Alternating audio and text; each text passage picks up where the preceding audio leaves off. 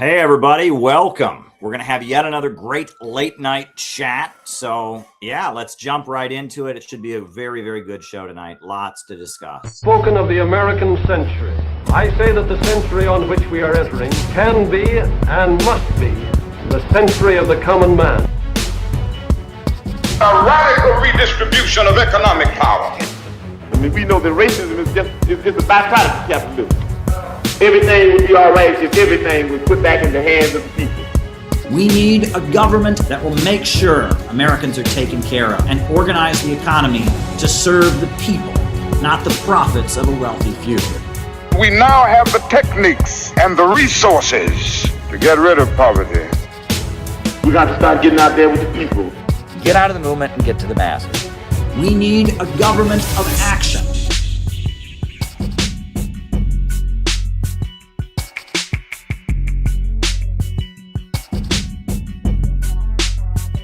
Welcome, everybody. We are going to have a very good conversation tonight about a very important topic.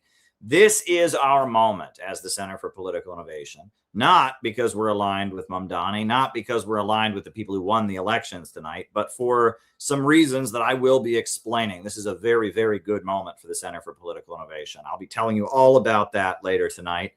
But before we do that, we do have to, be clear about a few things, have some announcements. First of all, we'll be doing this show in 3 parts as usual. First, my opening remarks. Then from there, I'll do the roll call. We'll find out who's watching, names and locations. Then from there, I will answer your questions for the remainder of the night. So if you got something you want me to talk about in the second half of the show, the best way to send your question is to go to buymeacoffee.com/Caleb Maupin and send it. We are monetized again, so you can do super chats. You can super chat your questions. You can do Rumble rants on the Rumble. You can cash at me at Caleb Maupin 22. There are many different ways to help out, but help us out. Send a question for the second half of the show. Get me talking. I am happy to answer your questions. Now, the other thing, a couple announcements. The Center for Political Innovation, that is the organization that we are all about and we are organizing and building every day. The Center for Political Innovation, we are having our national 7-day training program coming up in August. It's filling up. People are signing up and registering. We would like you to join us. It's called From a Drop to an Ocean 7-day training program. So go to this website, and if you'd like to join us, you're welcome to attend. We would love to get you involved and plug you in. We would love to get you involved in the organization. So CPI, we're an anti-imperialist group, and we're going to have our national 7-day training program. During the training program, we'll be having a rally, France out of Africa, a rally to support the Union of Sahel States. That's going to be very, very important. That'll be on Friday, August 14th. And then Saturday, August 15th is our national convention, also in Chicago. A lot of great things are happening. Gabby is definitely going to be there. Mexico is playing, and they're winning. Dare to struggle, dare to win. We love you, Gabby, as always. We just had a great meeting. We have our weekly Wednesday night check-in, and we are pumped, right? Gabby can't wait until our upcoming convention in August. I can't wait. Also, and tonight's meeting was a firecracker meeting. Tonight we're going to talk about why this is our time, because it is our time more than ever. This is CPI's moment to shine and spring ahead for reasons that I will get into in great detail here tonight. So yeah, join the Center for Political Innovation. We are the anti-imperialist movement of America.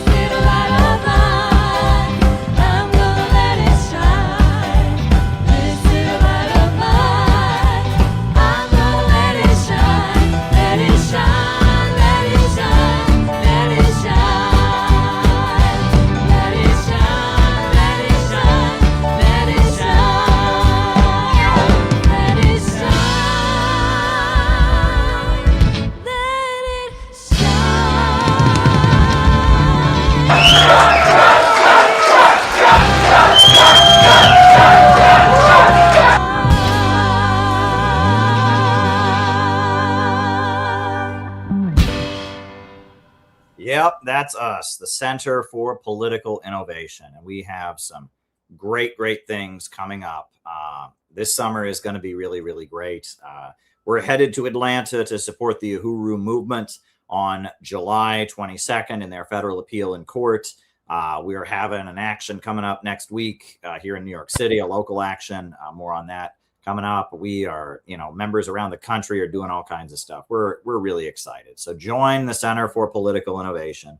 We are America's anti-imperialist movement, and this is our moment. This is our moment, and that's what I'll be talking about on tonight's stream in light of the recent electoral upset in the Democrat primary in New York City. So just one quick reminder that if you have a question for the second half of the show, please send a super chat or go to buymeacoffee.com/Caleb Maupin. Send questions for the second half of the show. Get me talking. Do your part. And, the second half of the show is all me answering your questions. So send us some good questions for the second half of the show. Super chats work. Buymeacoffee.com/Caleb Maupin, Rumble rants, whatever you want to do. All right. We're anti-imperialists in the Center for Political Innovation. We understand that the world right now is ruled by a small group of billionaires and bankers, primarily in the city of London, primarily in Wall Street, New York. And the people at the top of the world, they are trying to hold back humanity's great potential. No other species is able to do what human beings are able to do. In just a few thousand years, human beings have gone from hunter-gatherers to space travel and iPhones. It's something I say a lot. I repeat a lot on these streams because it's the truth. No other species is capable of doing what human beings are capable of doing. Human beings have the ability to reinvent our relationship with our environment and rise to a higher plane. It's really, really something beautiful about humanity. And the problem with our current system is that this is the first time in history, the first economic system in history, where technological advancement and greater abundance and wealth leads to poverty amid plenty, poverty created by abundance. Never before have we had an economic system where people become homeless because there are too many houses, where people become hungry because there is too much food. And we're now entering a prolonged economic crisis due to the fact that human creativity and brilliance has advanced even further. We should be living in a high-tech utopia right now. AI should be a blessing. AI should mean that there's more abundance and wealth than ever dreamed of before. AI should mean that we all live in a comfortable, luxurious life and get to spend our days being creative and doing fulfilling work. But instead, the technological breakthroughs of the computer revolution are leading us toward a high-tech dark ages. They're leading toward a situation where there are millions and millions of people that have no place at the assembly line, and where the ruling elite are drastically trying to drive down the population, drive down living standards, and grind us into greater poverty. And that's a problem. That is a big, big problem. It should not be this way. Human creativity and humans' ability to reinvent their relationship with nature and rise to a higher plane, it should lead to a good life for all. And it's only because of our irrational economic system that is not the case. The system we live under is called globalism, imperialism, or imperialism, globalism. It is monopolistic capitalism, the rule of big financiers, a global international order, an international financial oligarchy. And their system is rooted in colonialism. It is rooted in the seizure of Africa, the seizure of the Americas, the seizure of Asia by the European colonizers. It's an old international financial order rooted in colonialism. And it is about keeping countries poor in order to keep Wall Street and London rich. And for a while, you could argue that that system benefited us here in the West. While they bombed and destroyed Vietnam, our living standard was going up. While they bombed and destroyed the Korean Peninsula, our living standard was going up. But those days are over.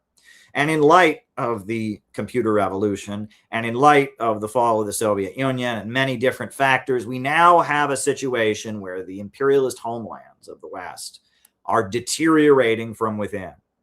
Our life expectancy here in America is going down. They are unpaving the roads all across America. Many municipalities cannot afford to maintain paved roads. Our water systems are not working properly. Our water is not being properly purified.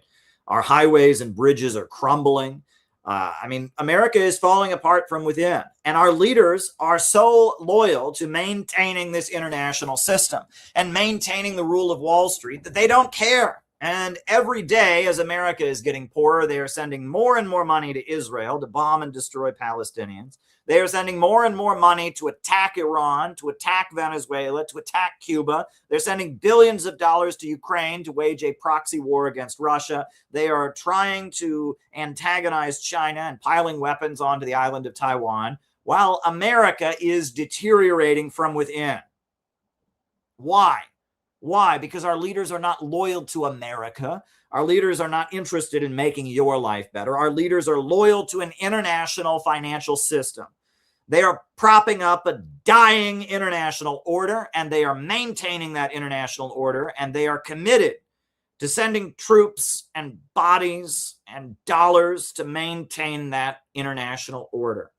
Our system is dying. This system is becoming more and more unsustainable every day because humans have invented and become more creative than ever before. Their system can't handle the great technological leaps and abilities of mankind. And so wars are being waged around the world, and our elite are scheming how they can set up a low-wage police state here at home, how they can grind us into poverty. They have sinister plans, dystopian nightmares they're dreaming up, how they can get us into a state of being where not only will we live in a pod, not only will we eat bugs, but we'll be happy about it because they've brainwashed us with our phones and dazzled our minds. They are trying to reduce humanity to a merely biological existence. They would like us to be living biologically, to not really be fully human, to not ask big questions, to live in the same way that an animal lives,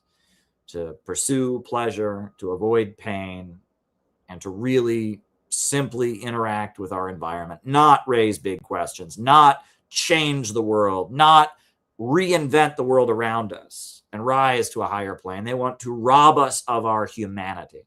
They want to reduce us to being human cattle. And we refuse to accept that. The Center for Political Innovation refuses to accept that here in America. But China refused to accept that. And they broke out of Wall Street and they built themselves up. They had a revolution. They're now the second largest economy in the world. Russia refused to accept that. And they had an earth-shaking revolution. And in the 1990s, they were devastated after the fall of the Soviet Union. And then they rebuilt themselves again. And they built Gazprom and Rosneft. And they centered their economy around state-controlled oil and gas. And the Russian president rebuilt Russia to be a strong nation once again. And the Iranians have refused to accept it. They had the Islamic Revolution and they kicked the imperialists out. And they said, not capitalism, but Islam. And they mobilized a construction jihad. They electrified the country. They built hospitals all over the country.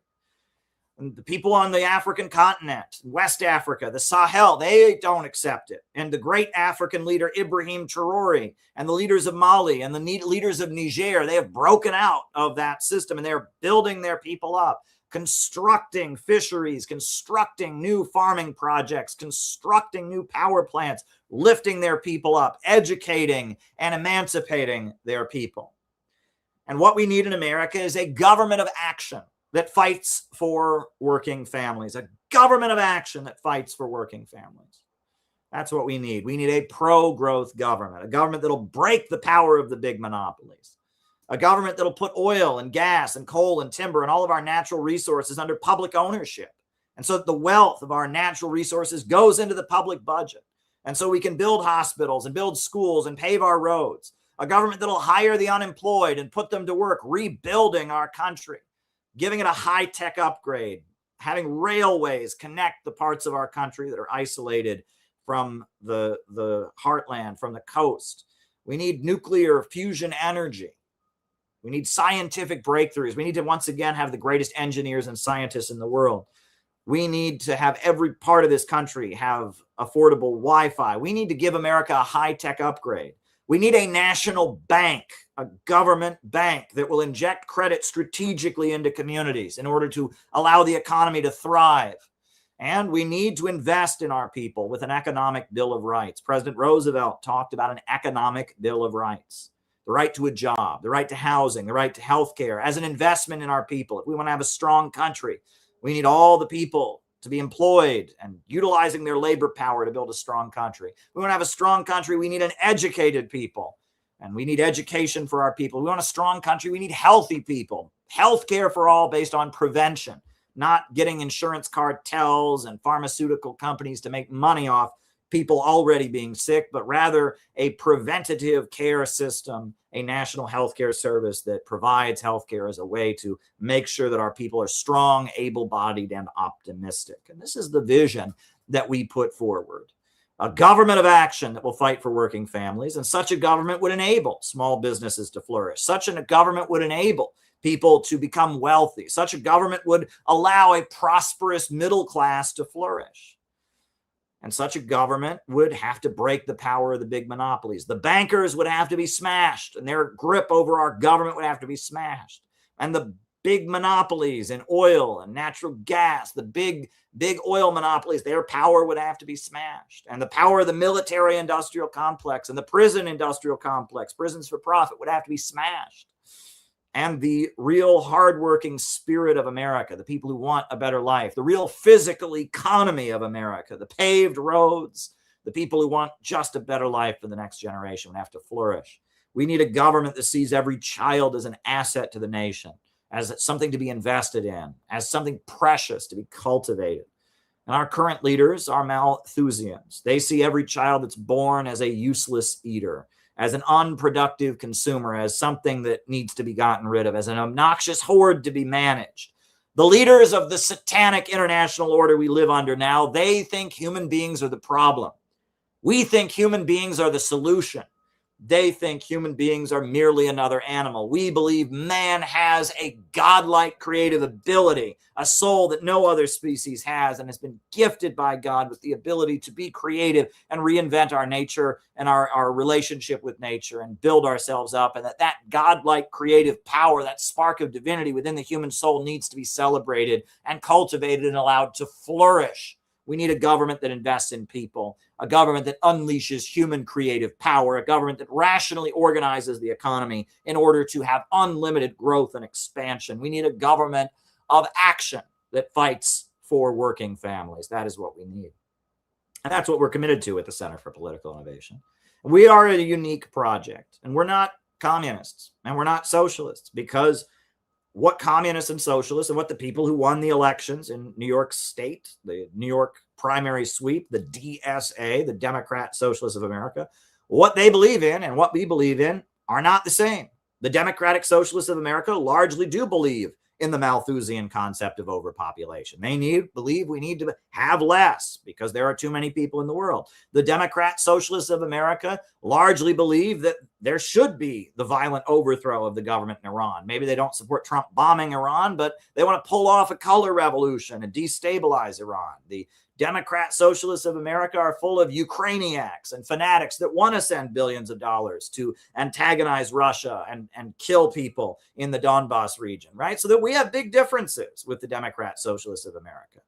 We do, and there's no reason to pretend otherwise. But our biggest difference is in our overall vision. Because in America, if you talk about socialism and communism, you don't get a conversation about everything I just spoke about. Right? You don't get a conversation about should we have a government of action that invests in people and cultivates economic growth. You don't have that conversation. Instead, you have a conversation about should the government make everyone equal or not? Should we get rid of income inequality? Now, you can put aside what Marx wrote and all of this. And, I used to argue with people about what socialism really means. I'm not interested in having that argument anymore. But I'm not interested in making everyone equal, because the only way that you can make people equal is by eradicating scarcity and eradicating poverty. The only way you will have a world in which there is equality and equal opportunity for all is having a world where there is vast abundance for all. You cannot create equality in poverty. And if we've learned anything from the 20th century, I am the first to tell you the Soviet Union had amazing successes in building huge power plants, in raising that country up. But I'll also tell you that there were some big problems in the Soviet Union, and there's a reason that the Soviet economic and political system is not returning. And in China, they learned very hard during the Cultural Revolution. You cannot make everyone equal in poverty. In Cuba, they'll tell you we love Che Guevara. Che Guevara, Ernesto Che Guevara, the Argentine-born revolutionary, was a hero, and he fought for the Cuban people, and he fought in Bolivia, and he fought in the Congo. But his economic policies in the early 1960s were not good. He tried to make everyone equal in poverty. You can't do it. And Pol Pot tried to make everyone equal in poverty in Cambodia, and it was a disaster. You cannot create equality in poverty. The road to equality is abundance. When there's enough for all, when there's wealth for all, inequality fades away. And that's what we've learned. And when you try to create equality in poverty, it becomes a nightmare, right? And that's what they learned in China during the Cultural Revolution. And even Karl Marx himself knew this. He wrote The Critique of the Goethe Program, where he said, we're not interested in income redistribution. We are interested in changing the way the economy works, right? That's what he said. And that is what I've come to understand. And having visited China, having visited Iran, having visited Russia, having visited Venezuela and Nicaragua, I understand this. And I understand that the countries around the world, the Union of Sahel States, the great leader Ibrahim Traore, he did not come into office saying, I'm going to make everyone in Burkina Faso equal. That's not what he did. He came into office saying, I'm going to build Burkina Faso. I'm going to have Burkina Faso grow and expand, right? And, you know, there's this quip, right? Well, anyway, we can talk about this, but this was the view. This was the view, which is a talk show. This was their reaction to the sweep that just happened in New York State, right? Of the Democratic Socialists of America winning all the primaries. This is her reaction. For the whole country. No. But obviously New Yorkers are not watching Fox constantly. And so they're not afraid of the term democratic socialism. If I fall down, I want an ambulance. If my house is on fire, bring your hose. You know what I mean? Yeah. We are looking, I'm not scared of the term. I think they're scared of the term in this country. But Social Security is a democratic socialism.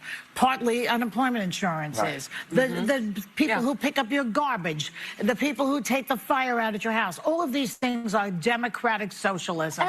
And there's a major reaction formation going on right now. If you see, we'll see soon, we're talking about it later, about Republican senators are turning, congressmen are turning on Trump. And people have had it with this right-wing, nasty politics that we've had to subject ourselves since this guy got into office. Yeah, I mean, as far as the Democratic Socialists of America are concerned, socialism is when you put higher taxes on people of higher incomes and you use it to expand the government sector. You know, it's the people who pick up your garbage. It's the ambulance that comes when you have a heart attack. Government employees are democratic socialism. Well, that's what they're for. And I'm not here to argue about what words really mean, but that's what they're for. And this is an old concept called sewer socialism. You go back to Milwaukee. I believe they had a mayor, and he was elected mayor, and he fixed the sewer. And, you know, people criticized him. They said his socialism is just fixing up the sewer system. And they called it sewer socialism, and that social democracy as a political movement, it largely is, how do we make the Western imperialist countries function more effectively so the imperialist globalist system can dominate the world, right? And that a lot of the democratic socialism that they had in Germany enabled World War I to emerge, right? It was in Germany, the Social Democrat Party went out and demanded the right to kindergarten. They wanted public education. And the German Kaiser said, all right, we're going to have kindergarten, and that's where all the kids are going to learn to march perfectly in line, and we're going to militarize these kids from a young age and brainwash them to be soldiers. And the Democratic Socialists went out and organized, and they demanded a national health care service. And the Kaiser said, okay, and they created a national health care service that was a wing of the German military. And the reason Germany was emerging as an up-and-coming imperialist power that could rival the British and the American imperialists was because of social reforms, of sewer socialism. that was a mechanism for stabilizing imperialism. And even though the socialists of Germany very much said, you know, we very much never will support a war. When World War I broke out, it was the Social Democrats, Karl Kautsky and Schneiderman and Ebhardt. They told workers to go and die for Germany. And in Britain, they had the Labour Party, and the Labour Party had also been socialistic and anti-war, and they told workers to go and die for the British Empire. And social democracy, the theory of social democracy is the notion that you know, the state should organize the economy a little bit in order to make imperialism work effectively, and that is largely what the social democratic movement has been. However, and this is why I don't want people to misconfuse me here. I think it's very possible that we could have DSA people get elected who, under the right circumstances, would do everything that CPI wants. And politics is not about identity, and it's not about what you identify as. It's about the balance of forces. The most hopeful time in America politically, the time where, you know, we had a strong anti-imperialist movement, was the late 1930s. Our greatest president was named President Franklin Delano Roosevelt. And President Roosevelt created Social Security. He created unemployment insurance, and he was a builder. And he built LaGuardia Airport, and he built Key West Highway, and he built huge power plants all across America during the Great Depression. And he aligned himself with the labor unions, and he ultimately aligned the United States with the Soviet Union to defeat Hitler. And this was his speech that he gave in 1936 when he was running for re-election. This was at Madison Square Garden during the 1936 presidential election. They had begun to consider the government of the United States as a mere appendage to their own affairs. And we know now that government by organized money is just as dangerous as government by organized mob.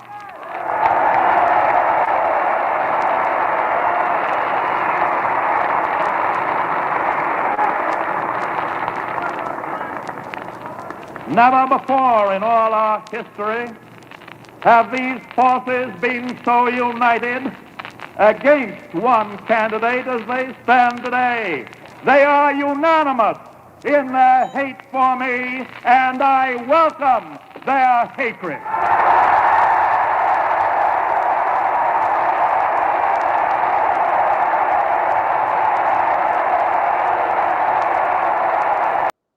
What was going on there? It was about the balance of forces. When Roosevelt first got elected, he was just a regular Democrat liberal. But then the Great Depression escalated, and there was a lot of turmoil and unrest, and he feared being overthrown in a fascist coup. In 1933, it was revealed that many of the wealthiest people in America were plotting to overthrow him. It was called the business plot.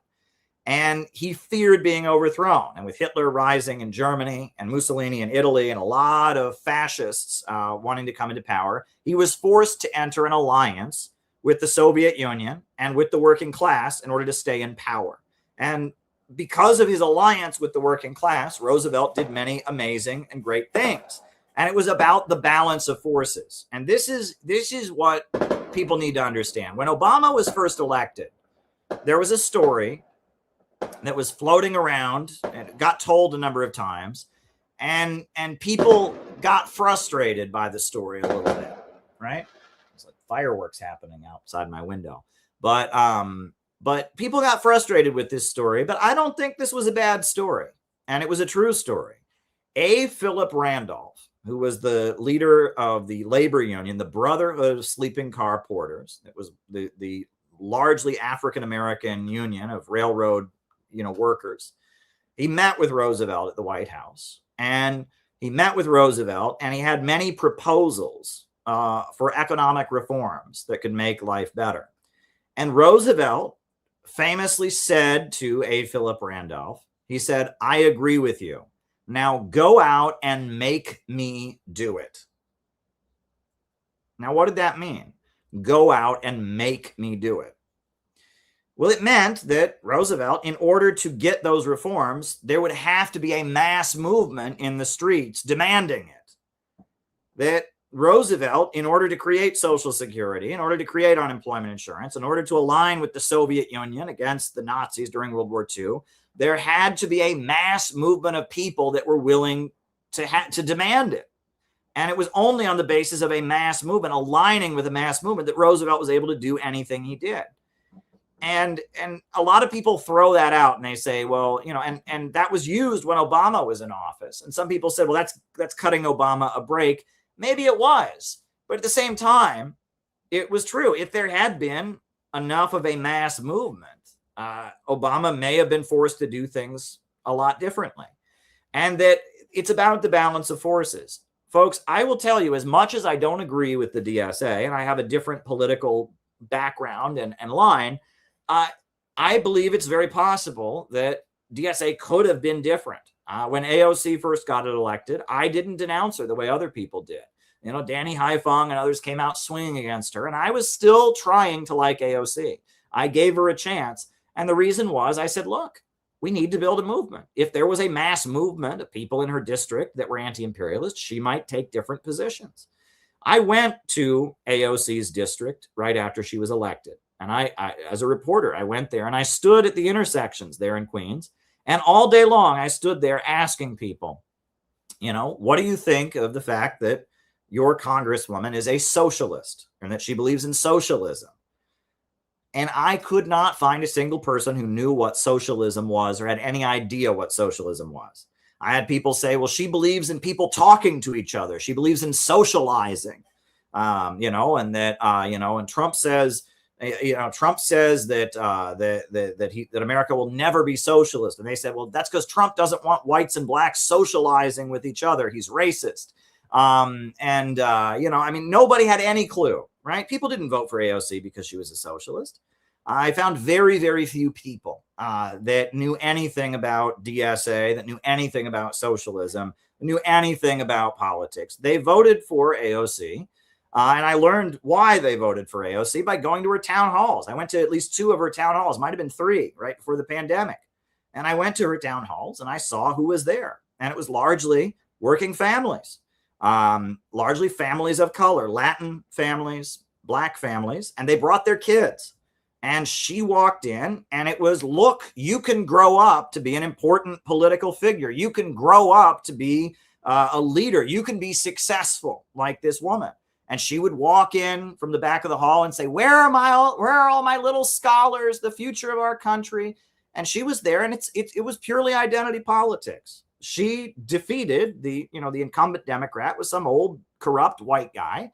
And she came in and she was the next generation, the millennial generation of Democrat. And she loves transgender like you wouldn't believe, and she's super pro-abortion. And on every social issue, she's really concerned about climate change. But, and if she's ever been asked to fight for anything economically, she takes it as an attack. And that's when I ultimately broke with AOC, was when AOC responded to Jimmy Dore and his call for her to force the vote when the USA was shut down because of the pandemic. And we were having a national health crisis, and she said she believed in Medicare for all. Jimmy Dore, who had supported her, who had brought her on his show and interviewed her, said she should force the vote and have an up-down vote in Congress about Medicare for all. And she responded to him calling on her to do that as if he had committed a crime. And the DSA machine went into overdrive, canceling and smearing and defaming Jimmy Dore, because God forbid she actually fight for what she said she was for. And they did the same thing. After AOC and all of them were elected, there was a movement for the Medicare for all marches, right? Go out and make me do it. And they called for people to get in the streets and march for Medicare for all. And the DSA machine went into overdrive, defaming the Medicare for all marches, calling them Nazi, calling them white supremacist, outrage that Republicans were participating. There was one Nazi in the state of Kentucky, not even a current Nazi, a former Nazi who wanted to speak at a rally, and he ended up not speaking, but they made a big deal. Oh my God, they allow Nazis to be, and the Medicare for all marches were treated like a crime against humanity by DSA. And, you know, you were not going to be able to make AOC do it. She didn't want you to make her do it. And that the DSA at this point, because of the balance of forces, is just kind of an expression of the kind of liberal think tanks. You know, the color revolution apparatus, if you will, that a lot of people who go to college and they study gender studies, they study race studies, they study sociology, you know, they get hired by George Soros or the Open Society Institute or the Albert Einstein Institute or you know, one of these various foundations, and they go and they do activism around the world to overthrow governments like the Islamic Republic of Iran or like the Syrian government, to destabilize countries in the name of LGBT rights, in the name of women's rights, in the name of labor or whatever, right? There's this color revolution apparatus, this social justice apparatus that's been created by the CIA. And a lot of young people who go into liberal academic fields get hired into it. And so they have kind of a leftist perspective, but their goal is to destabilize and overthrow anti-imperialist governments. Their goal is to help Wall Street run the world. They're very concerned about climate change. They're really into degrowth and we got to have less. And, you know, this is the synthetic left, if you want to call it that. Wokeism is not Marxism, Leninism. Wokeism is not the Soviet Union. And that's one of the things the right wing says, that they don't know what they're talking about. Wokeism is a pessimistic movement that largely serves imperialism, but does so with kind of progressive sounding language. In the 60s, 70s, and 80s, if you were talking about gay rights and you were waving a rainbow flag, you were probably on the far left. That is no longer the case. The LGBT movement is the American establishment right now. You know, I mean, there's a lot of language and a lot of left-wing things that were at once part of communism or part of movements that might be anti-imperialist. They're not anymore. And the Democratic Socialists of America is an expression of the Rockefeller think tanks. It is an expression of the Eastern establishment, the Ford Foundation, the Eastern establishment, the more strategic wing of imperialism that is thinking long-term. How can we maintain the dominance of the Western system in the long term? How can we implement a Malthusian degrowth agenda? How can we stabilize capitalism with government regulations? How can we do that? And in order to do that, we're going to build an army of activists, of people in the Peace Corps and people in the Ford Foundation and people in, you know, various groups. That'll be an army of activists that'll kind of force degrowth onto the world. And their enemies are conservatives who believe in big business. The conservatives just want to make money. A lot of the old right wing, the John Birch Society, the lower level capitalists, the industrialists, they just want to make money and they don't want any regulations. And that's been the divide in the American ruling class going back generations, between those who just want to make money and want to make lots of money and the New England Eastern establishment that has a long-term vision for maintaining imperialism. And I wrote this very book about it, The Divisions in the Ruling Class. This is one of my pamphlet-sized books on this topic about the division between the ruling class, et cetera. And that's where DSA comes out of. But yet, if there was a real mass movement that they had to negotiate with, things could be different. And it's that whole go out and make me do it phenomenon. But, you know, Gloria Steinem is one of the founders of DSA. She was the voice of American feminism, right? And she's still to this day on the national board of DSA. And she is very open about the fact that she is a CIA plant. I mean, she was the voice of feminism in the 70s, the founder of Ms. Magazine. But before that, she was a CIA agent who infiltrated communist groups. And she went to the World Youth Festival, the Communist Youth Festival in Vienna, and with Brzezinski and Barney Frank and others, she pretended to be a leftist and she set off smoke bombs and she sabotaged the World Youth Festival. And she describes this in an interview. She talks about how that's what she was. She was a spy for the CIA, infiltrating student leftist groups. That's what she did before she became the founder of DSA. The CIA start, and in what fashion? Did they come to you, or did you go to them? In 1958, when I came home from India, I discussed with student leaders, past and present, many of them active with the National Student Association, this kind of small foundation to encourage Americans to go. They thought it was a good idea, too. I was then told by foundations and professors and friends that it that I should not do this, that I would get in trouble with the House Un-American Activities Committee, the American Legion, all of those 50s people. And I became convinced that it was impossible.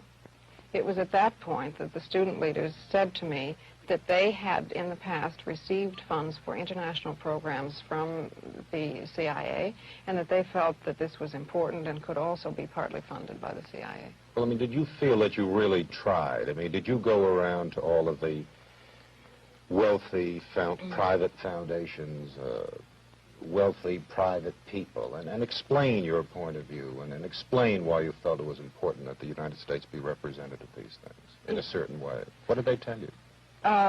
They told me that, well, the Ford Foundation, for instance, told me that they thought we were too liberal and too controversial, and that we would endanger their cultural programs in Austria. I mean, the first festival was being held in Vienna.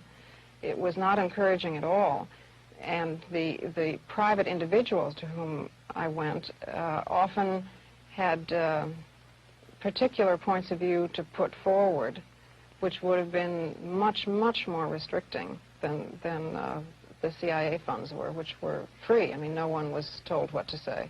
What do you mean they were free? You mean to say it was easier for you to work for the CIA than a private organization? That's right. And the reason I think that comes as a surprise, as it did to me at the time. I mean, I had the conventional liberals' view of the CIA as a right-wing incendiary group, and I was amazed to discover that this was far from the case, that they were enlightened, liberal, nonpartisan activists of the sort who characterized the Kennedy administration. Yeah. And, you know, when DSA was founded, their founder was a guy named Michael Harrington. Michael Harrington had worked for Max Shachtman, the Trotskyist, and Max Shachtman and his followers began working with the CIA and their Congress for Cultural Freedom program in the 1950s. And it was largely the CIA started funneling money to anti-Soviet leftists to reinvent what leftism meant. Irving Howe was another one of DSA's big intellectuals who'd been Partisan Review magazine, which was a CIA-funded magazine, had made him famous and made him a prominent leftist intellectual. And that this is just the reality, that DSA was kind of an entity that emerged as part of an effort to control leftist and dissident thought in the United States and channel it into the Democrat Party in particular in the late 70s and early 80s. And also to just kind of, get control of leftism and dissent. And that's what DSA has always been. And, what they advocate, I mean, they're very open about it. They don't advocate a government of action that controls the means of production and, and all that. They believe socialism is the post office. Socialism is taxing people a little bit more. And that's what they are. That said, though, in the context of some kind of real mass movement, and in the context of all kinds of people being, aware of what it is we really need and understanding anti-imperialism, they can be pushed. They can be pushed to do a lot of things. For example, on the issue of Palestine, for a long time, DSA was considered to be labor Zionist. In fact, many of the founders of DSA, were literal Zionists. Max Shachtman, Irving Howe, people like that. They were of the old school of thinking, kind of the early years of Israel, when Israel was pitching itself like it might be a giant socialist commune in the desert or something like that. But you see now DSA is largely, giving voice to Muslim politicians. Well, that's because among leftists, there is opposition to Israel, and opposing Israel is a large cause. Plus, there is a large and growing Muslim American population. So DSA has had to adjust. As DSA is an entity, its job is to kind of manage dissidents and manage left-wing ideas in America. And American leftists have become more anti-Israel, and American leftists have had more and more Muslims among them. Now DSA's character has changed, right? So we have to understand this. We can't view this in terms of they're wrong and we're right. We have to view them as a result of the balance of forces. And DSA is what it is, and they're winning this sweep in a way. It shows, especially in New York, that Israel, the American people, are goddamn tired of Israel. Democrat, Republican, or whatnot, we're all goddamn tired of the Zionists and how they control our politics. and we're sick and tired of it. And we're sick and tired of being called anti-Semitic for daring to stand up to them and daring to oppose them. We're sick and tired of having our government bought lock, stock, and barrel by people that are loyal to a genocidal government. We're sick and tired of it. And there's no question about it. And people can see how blatant the Zionist control is. And as the population gets angry about it on the left and on the right, there's an effort to at least give some voice to that opposition. So this isn't totally bad. It's not bad that DSA won, but it's not good. It's not the revolution either. These are complex situations. And ultimately, the only answer is we have to build a real anti-imperialist organization. We have to build the Center for Political Innovation.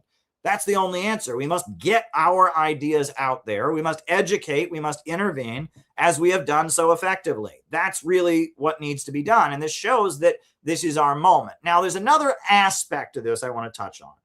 So as DSA is rising and winning elections and winning Democrat primaries, another organization is collapsing, is falling apart. And that organization is the Party for Socialism and Liberation, the PSL. The PSL. And the PSL is crashing and burning. Their Brooklyn members all resigned over the weekend, and their manifesto about why they resigned is going around on the internet. And at first I wasn't going to comment on PSL's falling apart. DSA and PSL have been kind of arguing with each other and going back and forth for a while.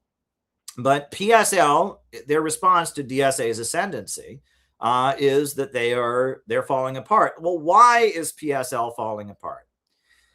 PSL is falling apart. The Party for Socialism and Liberation is falling apart because they don't offer anything different than DSA. They are basically the same as DSA, except they have anti-imperialist baggage, right? If you go to a PSL event, whatever the latest trendy liberal cause is, whether it's Black Lives Matter, whether it's transgender, they're chanting about it. Whatever the latest trendy liberal cause is, PSL is talking about it. PSL was started by Sam Marcy. All right, it was started by Brian Becker, but Brian Becker was a mentor of Sam Marcy. And Sam Marcy was this elderly communist born in Ukraine who lived in New York City. And during the 1960s, he built kind of a collection of young teenage radicals called Youth Against War and Fascism. And he was the leader of the Workers' World Party. And it was very trendy and hip back then to go protest and such. And so among the young protesters, there became a group of people called Youth Against War and Fascism that was led by Sam Marcy, this guy. And Sam Marcy was an anti-imperialist. He supported China, he supported Cuba, he supported the Soviet Union, where he was born. And he was an anti-imperialist. And among the young hippie counterculture youth, he built this kind of anti-imperialist street fighting group. This was Sam Marcy.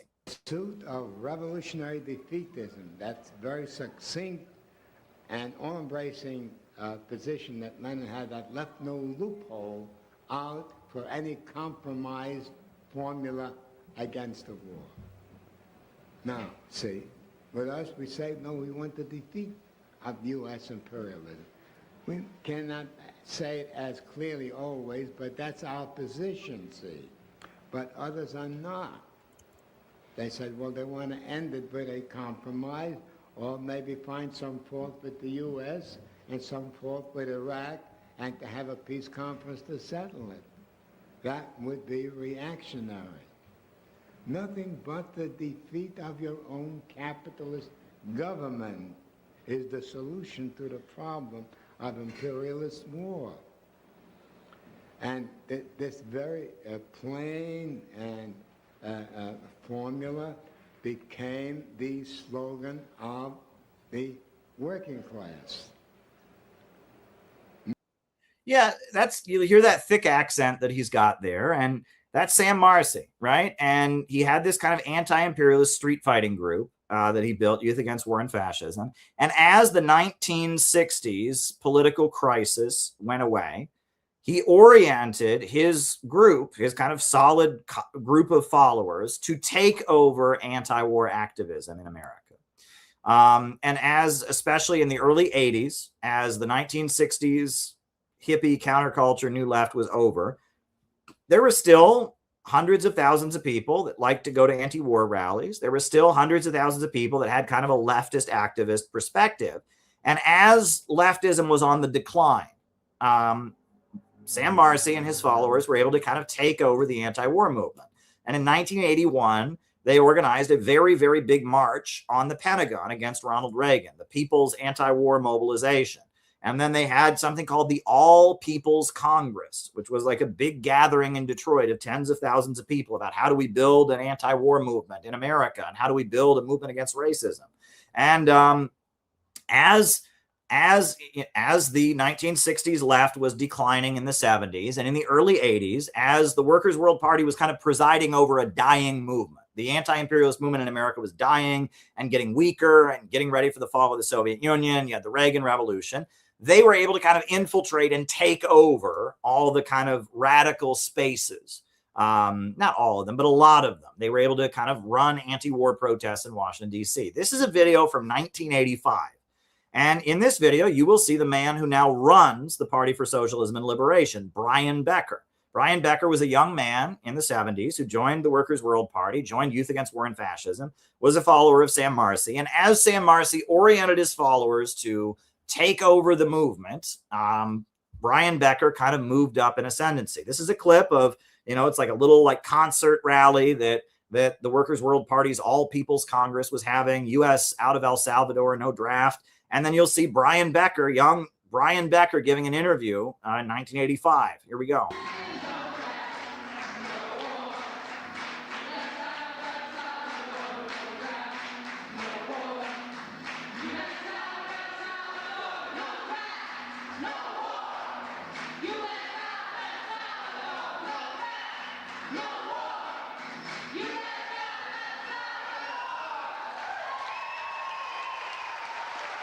In 1981, in response to the escalated U.S. war drive in Central America, particularly in El Salvador, we were organized as a response to the Reagan war buildup, trying to bring to bear great public pressure on the Reagan administration to slow down the war drive. Is Reagan paying any attention to what you guys are doing? The Reagan administration and the government, as all governments do, pay careful attention to what's going on below in society. We feel that the public pressure is the only thing really that's kept Reagan from carrying out a full-scale U.S. invasion into Nicaragua, for instance. The fact that pressure can be brought to bear, even on a right-wing government like Reagan's, was demonstrated by what's been happening at the South African embassy picket lines. It was only after people went out day in and day out and hundreds of people were arrested that the Reagan administration come out and say, the imprisoned trade union leaders in South Africa should be released, and consequently they were released within a matter of days. Okay, now how has your community support been? We have a tremendous response. Whenever we go out, as Nzeli mentioned, in sound cars, leafleting, putting up posters, we get a terrific response from people who agree with us. Now, in Washington, D.C., of course, this city voted for Jesse Jackson in majority in the Democratic primary and voted heavily against Reagan during the November election. But throughout the country, all the polls... Yeah, so that's Brian Becker. And Brian Becker, as a student of Sam Marcy, that's what he learned to do. And that basically the Workers' World Party, which he eventually broke away and started the Party for Socialism and Liberation, was whatever was trendy among the left, you do that. And you try to then insert their kind of anti-imperialist politics. And the difference between PSL and DSA is that PSL supports China. PSL supports North Korea. PSL supports, anti-imperialist governments around the world. But they do their best not to talk about it. And they do their best to just sound like DSA, to just sound like whatever is trendy among leftists. And the idea is that you'll join their group and you'll go to their rally. They'll get the stage, they'll get the permit, and through doing trendy liberal activism, you'll get recruited into their, into their group, and you'll eventually come to support North Korea or China or whatever. That's their strategy, and they're falling apart right now. And the reason that they're falling apart is because at this point, there's no reason to join them. If you want to be in DSA, you join DSA.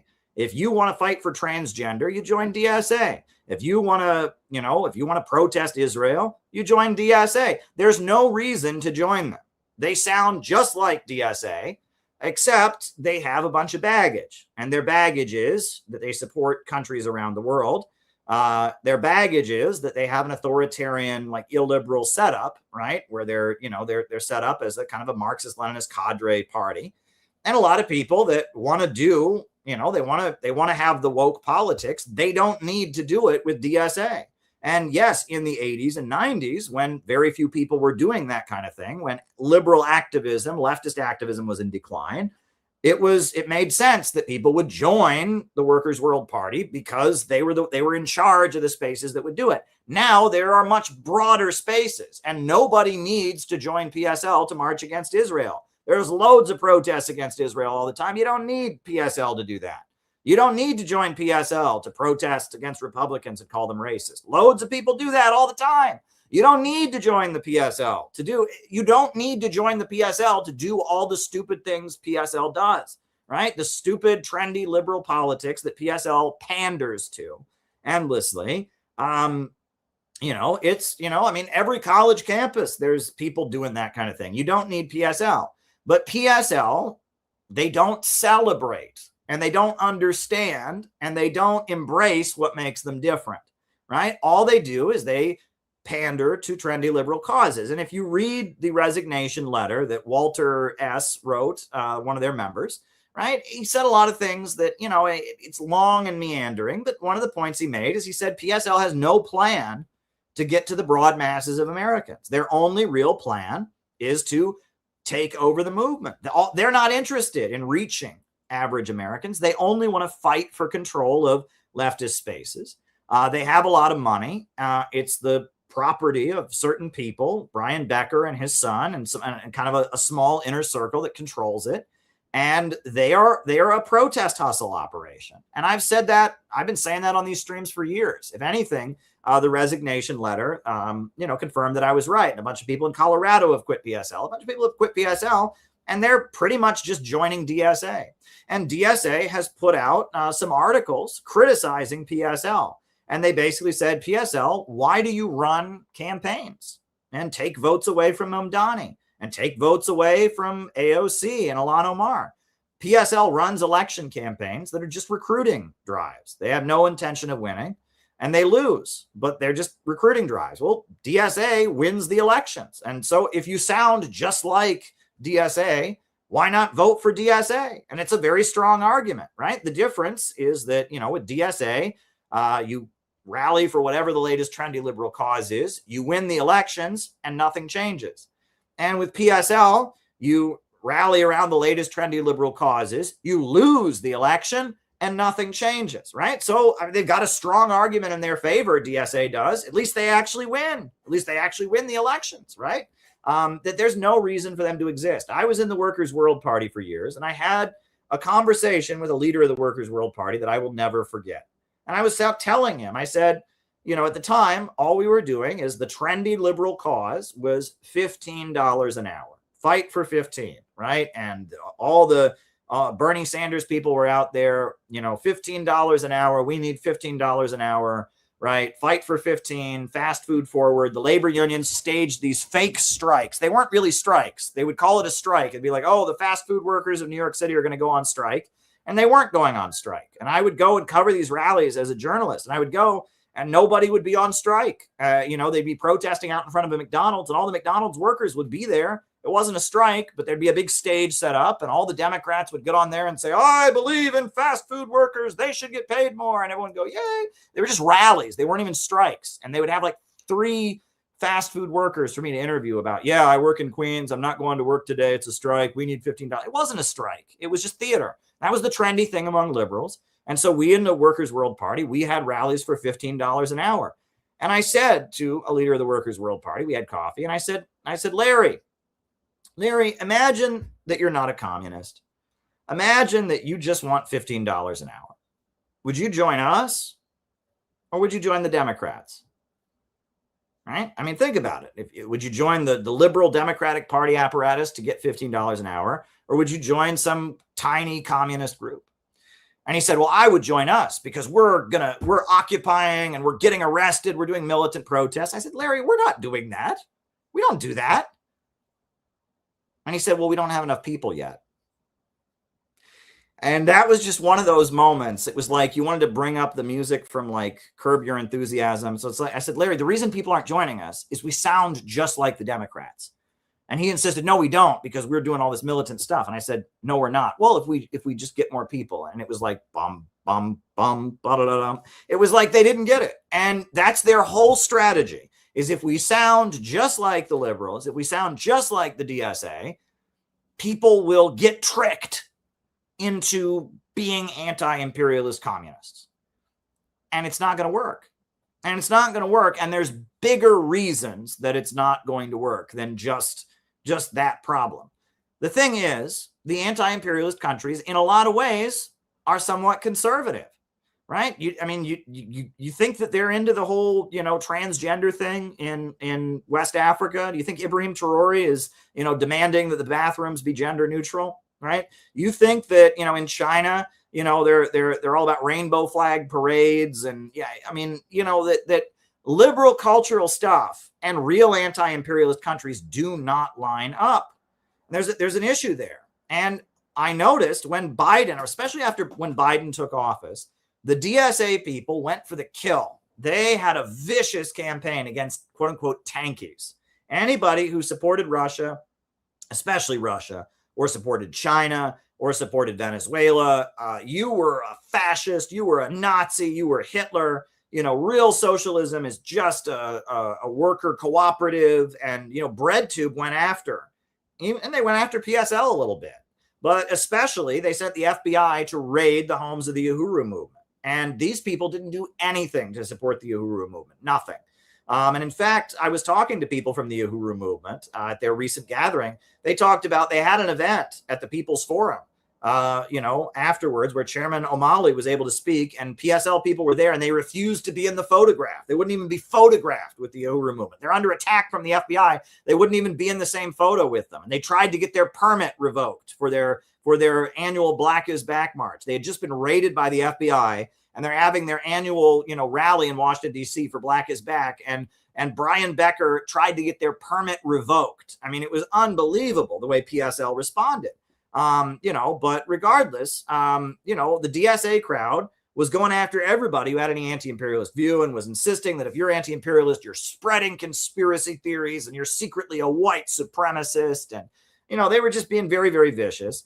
Well, now Trump is in office. Trump is waging a war. And now it's clear that DSA is trying to capture some anti-war energy. And meanwhile, PSL is their primary competitor. PSL has offices around the country. PSL is a big building called the People's Forum. And they're knocking PSL's teeth out, because PSL, their whole orientation is, if we just sound like DSA and quietly whisper, and we support China, and we're Marxist-Leninists, that will trick liberals into joining our group. That's not going to work. It's not going to work. And DSA is knocking PSL's teeth out one by one, because it's true, right? PSL shouldn't run their campaigns. Look, if all we're fighting for is transgender bathrooms and $15 an hour, if that's all we're fighting for, why not join the DSA? Why should PSL run their own little campaign to have a recruiting drive to join their protest club? And look, there are some mask off moments where PSL has really revealed themselves to be cynical. And I this is the New York Times, right? March 18th, 2007, they did a story on the big anti-war rally that Brian Becker organized. And it doesn't get worse than this. He didn't sue them for defamation after this. So he actually said it. He's got a very good legal team. And if he had actually didn't say this, he would have sued them. This is what he was quoted. And, this is about their big anti-war protest. Brian Becker, the national coordinator of the Answer Coalition and a member of the Party for Socialism for Liberation, said the group held out little hope of influencing the president or the Congress. It's about radicalizing people, Becker said in an interview. You hook into a movement that exists, in this case, the anti-war movement, and you channel people who care about that movement and bring them into political life, a life of activism. He's right there saying he doesn't care if they stop the war. It's just about getting people into his protest club. That's all it's about. He doesn't actually want to stop the wars. I mean, he's admitting it, right? It's not about actually stopping the wars. It's about channeling people into a life of activism, radicalizing people. He doesn't care. He doesn't actually want to stop the wars. He just wants to recruit people to come to his rallies and donate to his group and sell his newspaper. And when they say things like that, it just gets very, very blatant. And if you read this, yeah, it's just business. Yeah, who cares if we actually stop the war? I mean, that would be like a union boss saying, you know, who cares if my employees' wages go up? As long as they keep paying their dues, screw them. I mean, it's like a total mask-off moment where he's just completely honest about the fact that it's a business. And that's, if you read the resignation letter that Walter S. wrote, that's what he says. It's just a business, basically.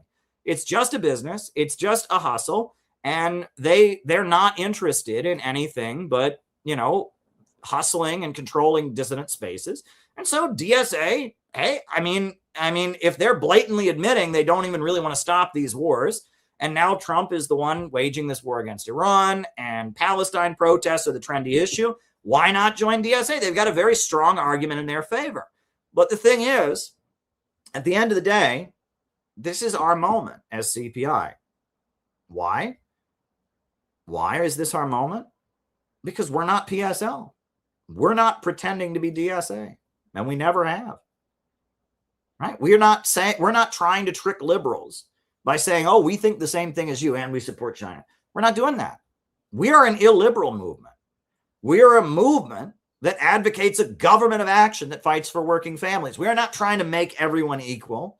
We're not trying to, you know, have the government make everyone equal. We're not fighting for rainbow flags and all of that. No, we want a pro-growth, anti-monopoly government. We want a government of action that fights for working families.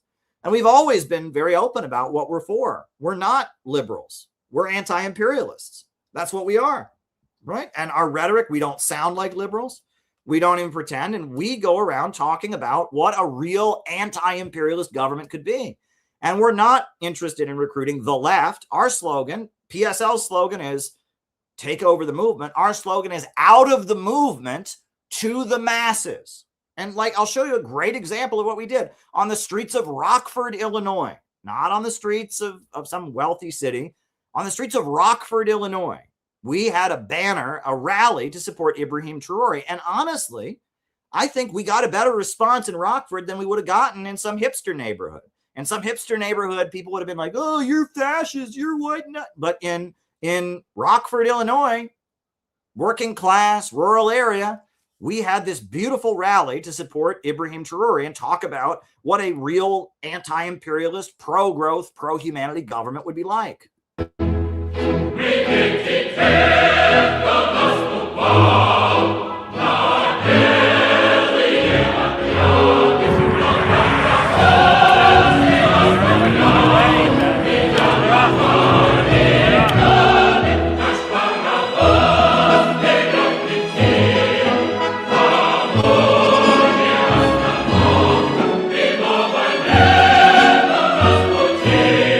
In Rockford, Illinois, and we're here to say that Ibrahim Traore is right and AFRICOM is wrong. Hands off Traore!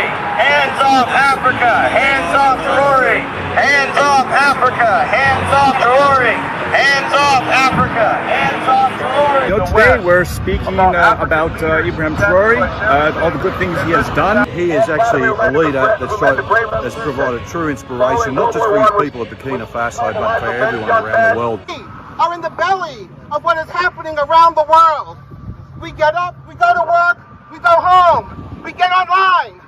We pretend like we don't know, but we do know. We feel the crushing imperialist boot on our necks, and can we get it off? Yes, we can! Yes, we can! Fuck yeah! Fuck yeah! We can! Yes, we can! Don't let them stop you. Ibrahim Traore is the captain, president, Ibrahim Traore, the traditional president of Burkina Faso. I think he's a remarkable leader for the whole world. Whenever I see him, I'm really compelled by him. Hands off of Ibrahim Traore. and we're representing the Center for Political Innovation because we want economic development.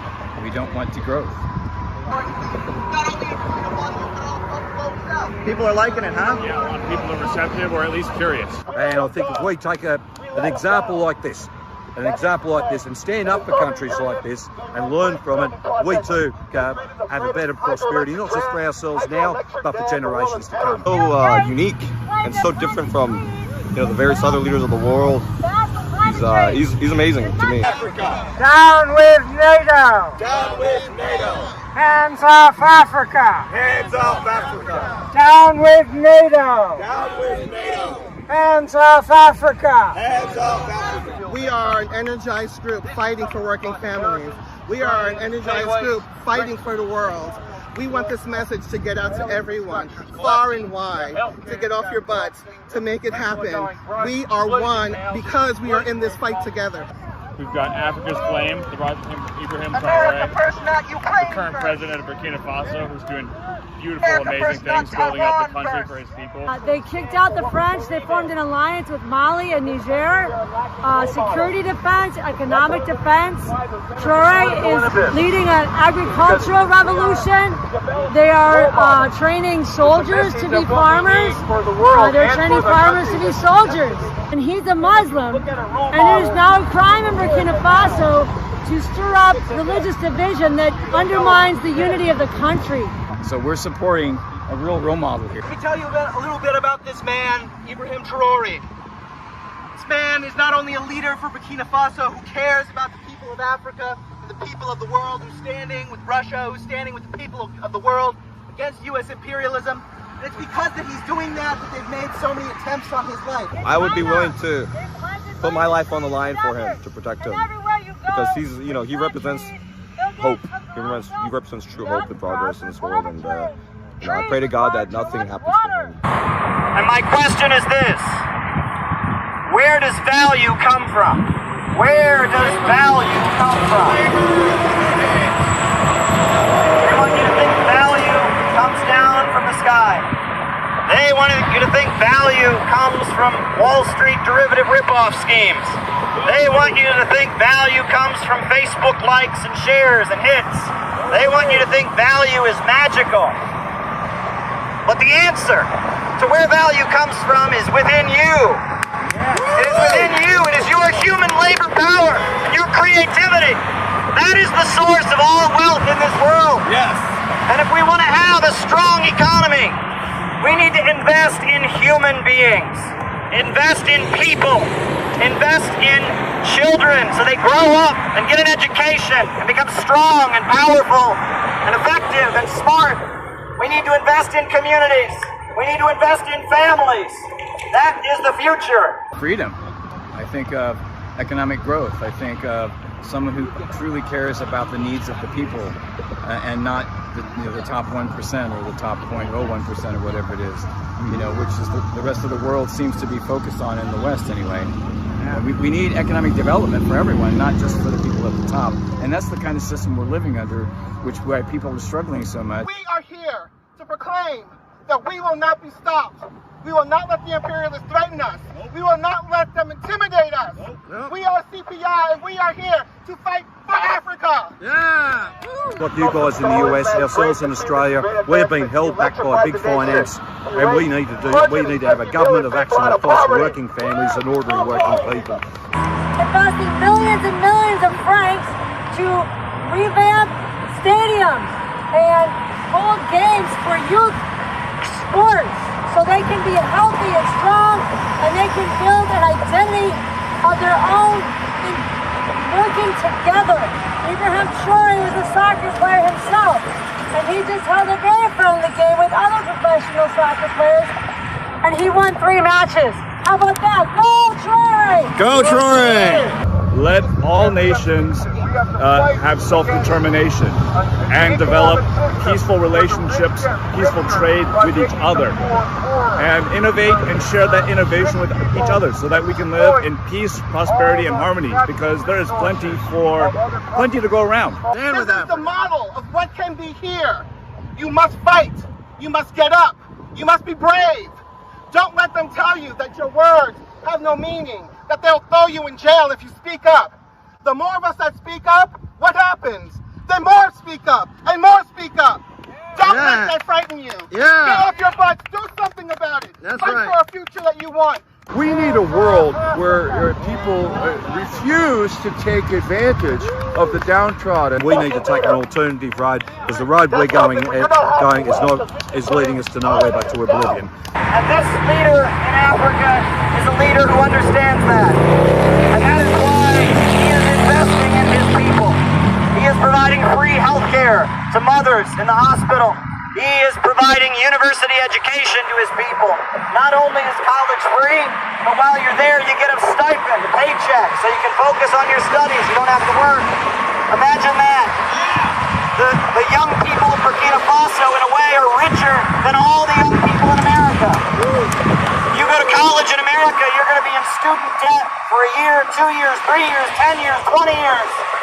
In Burkina Faso, not only do you not go into student debt, but on top of that, you get a paycheck while you're there so you can pay your bills and focus on your studies. He is enabling millions and millions of people to rise up from poverty, to launch their own farms, to pave their roads.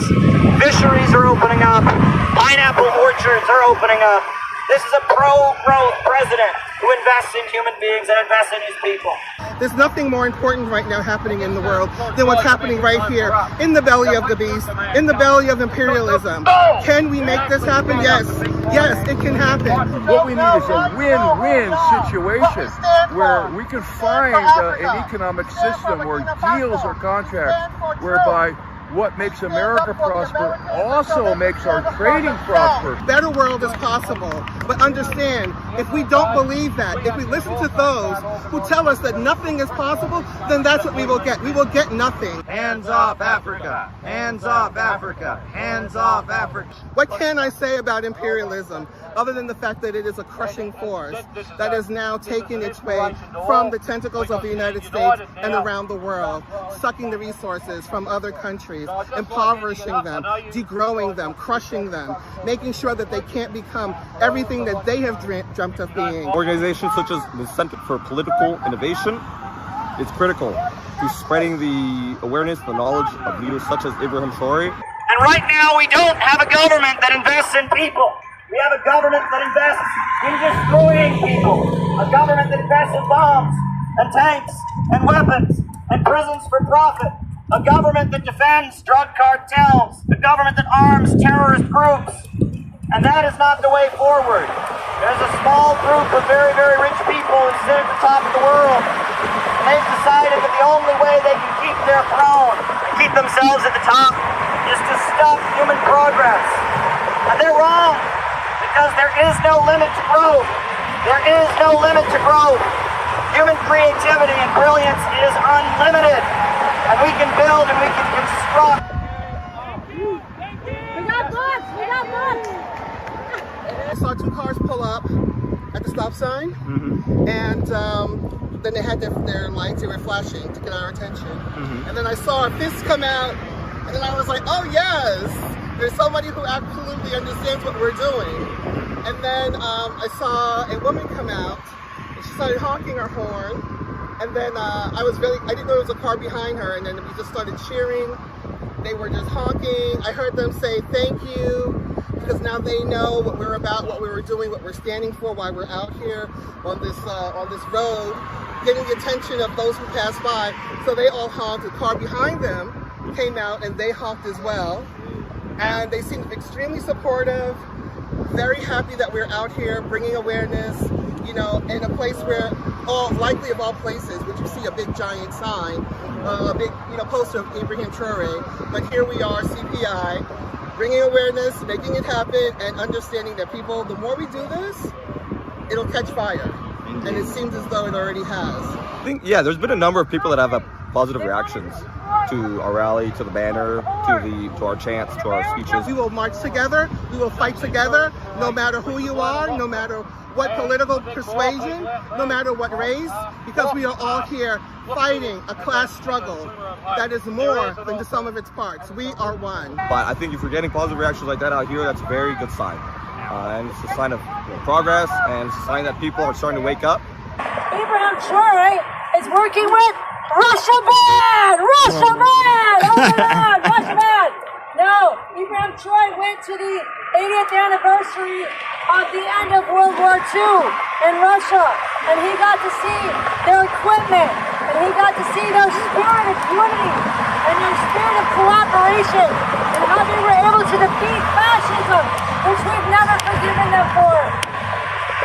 So, also Ibrahim Troy is investing in education for his students to go to Russia. And Russia has students coming to Burkina Faso so they can learn each other's culture and they can build peaceful nuclear energy. Yay! Peaceful nuclear energy. Peaceful nuclear energy.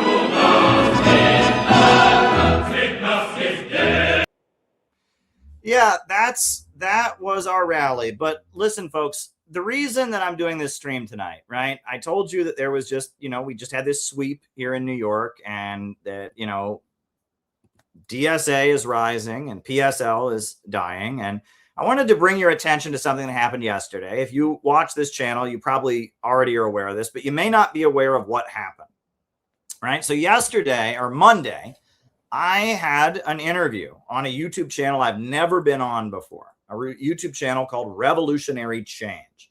It's run by Peter Hager and Jen Perlman.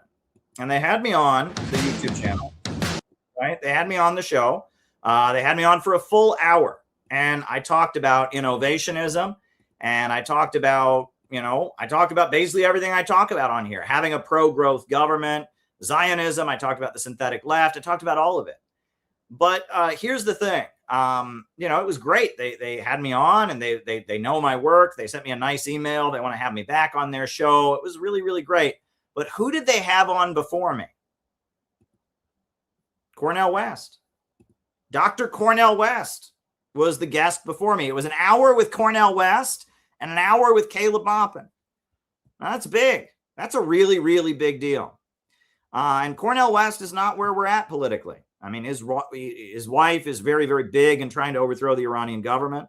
He has said that Ukraine and Palestine are the same, and he's tried to equate the Palestinian resistance with the U.S.-backed Nazis in Ukraine. And Cornel West is a founder of DSA. He's probably their most famous member. So the most famous member of DSA was on the podcast for an hour, and then they had me on for the next hour. That's a big deal, folks. That's a big deal. And let me make clear that we're not opposed, right? If DSA were to pivot in a better direction, that would be a good thing, right? When President Roosevelt aligned with the Soviet Union to defeat fascism, that was a good thing. But the only reason that happened was because the Communist Party of the United States was a massive organization that Roosevelt had to align with a real force in society. When he did that, he wasn't aligning with people who had certain ideas. This 1936, the year that Roosevelt gave his "I welcome their hatred" in Madison Square Garden, this was another event that also happened in Madison Square Garden. This was the Communist Party's National Convention.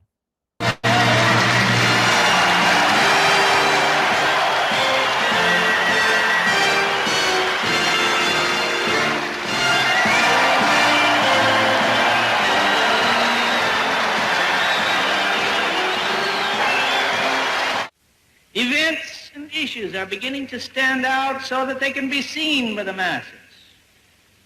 You don't have to give long-winded explanations anymore. The people see, the people understand. What they need is a voice to express it for them and an organization to rally them. And the people are going to march forward. With the people will belong the victory. Yeah. And the only reason Roosevelt was compelled into an alliance with the Communist Party was because the Communist Party was a massive force and there was a division in the ruling class. And who knows what could happen? There could be a division in the ruling class where some of the forces that are now aligned with DSA might want to align with us. But the only way we'll get to that kind of situation is if we build our movement, and we won't build our movement. We are not DSA. We have very different values. We don't want to redistribute income. We want a pro-growth, anti-monopoly government that'll break the power of Wall Street. We don't want to raise taxes on small business owners.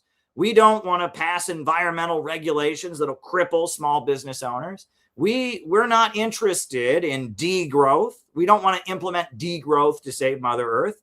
We want a powerful government, a government that will be strong enough to break the power of Wall Street and empower working families to grow. We are innovationists and we celebrate human creativity.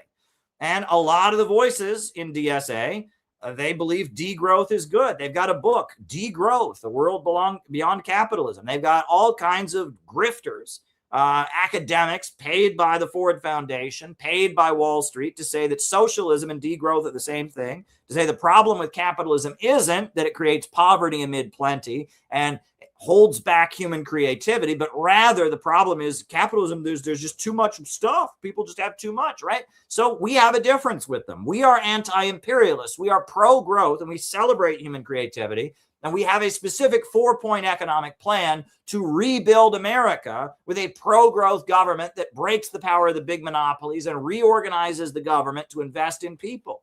And we have proposals like the Bering Sea Tunnel that we advocate, a tunnel connecting Alaska to Russia, connecting us with the rising new anti-colonial economy in the world. And we have a vision, Fusion City, right? The idea that we could team up with China, team up with Russia to conquer fusion energy and break through to a new energy source, right? We have a worldview that is fundamentally optimistic. While, left pessimism and Malthusianism dominates social democracy, we have an optimistic vision. We believe in the people. And on top of that, we're not going to go along with the years of lead. Our enemy is not Republicans. Our enemy is not our neighbors. Our enemy is the Wall Street international bankers that want to impoverish us, and that we would rather align with Tucker Carlson than align with Joe Biden. We would rather align with Marjorie Taylor Greene than with AOC, the crypto Zionists. We stand with all who are against the emerging low-wage police state and the danger of a new world war, and we reject, absolutely and fundamentally reject, this notion that conservatives and Republicans and people who don't believe in gay marriage or people who don't believe in abortion are the enemy. Our position in CPI has always been that we are neutral on those issues. There are gay members of CPI. We've had transgender members in the past. And we have members that are religious, that are Muslim or Christian or Orthodox Jews who don't agree with that kind of thing. And we say that is between you and your religious community, between you and God. We are neutral on those issues. We are not homophobic. We are not transphobic, but we're not a gay rights organization. We're not an LGBT activist group. We're not a feminist group. We are a group of people that are dedicated to anti-imperialism and bringing people together on their issue of anti-imperialism. And we're not going to pander to either side of those issues. We're not going to further divide Americans along these culture war lines. We are opposed to the wars around the world, and we have an economic vision for rebuilding America. That's what CPI has always been about, right?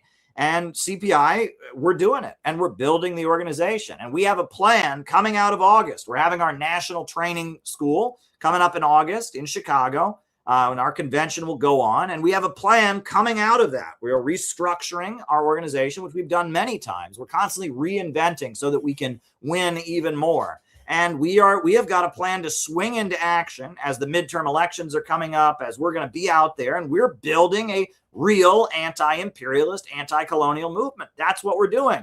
And if we build that movement, people like Roosevelt, people like the DSA are going to have to negotiate with us. And they're going to have to compromise with us. We're going to build up a layer of people in America that are committed to ending the wars around the world and rebuilding America as part of the emerging new economy. The only future that America can have is with the new economy that is rising around the world, broken out of Wall Street, broken out of colonialism. And we understand that. And with our understanding of that, and with our celebration of human creativity, we're building a community of people who can engage in outreach, can engage in education.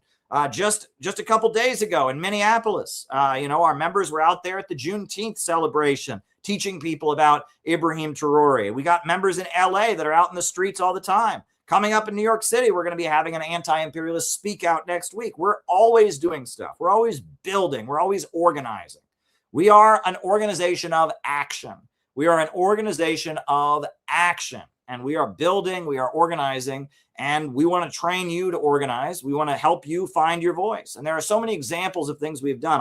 I was on with Matt Weinglass yesterday, and we talked about it. In this book, right, Imperialism and Anti-Imperialism, I've done a media tour about this book.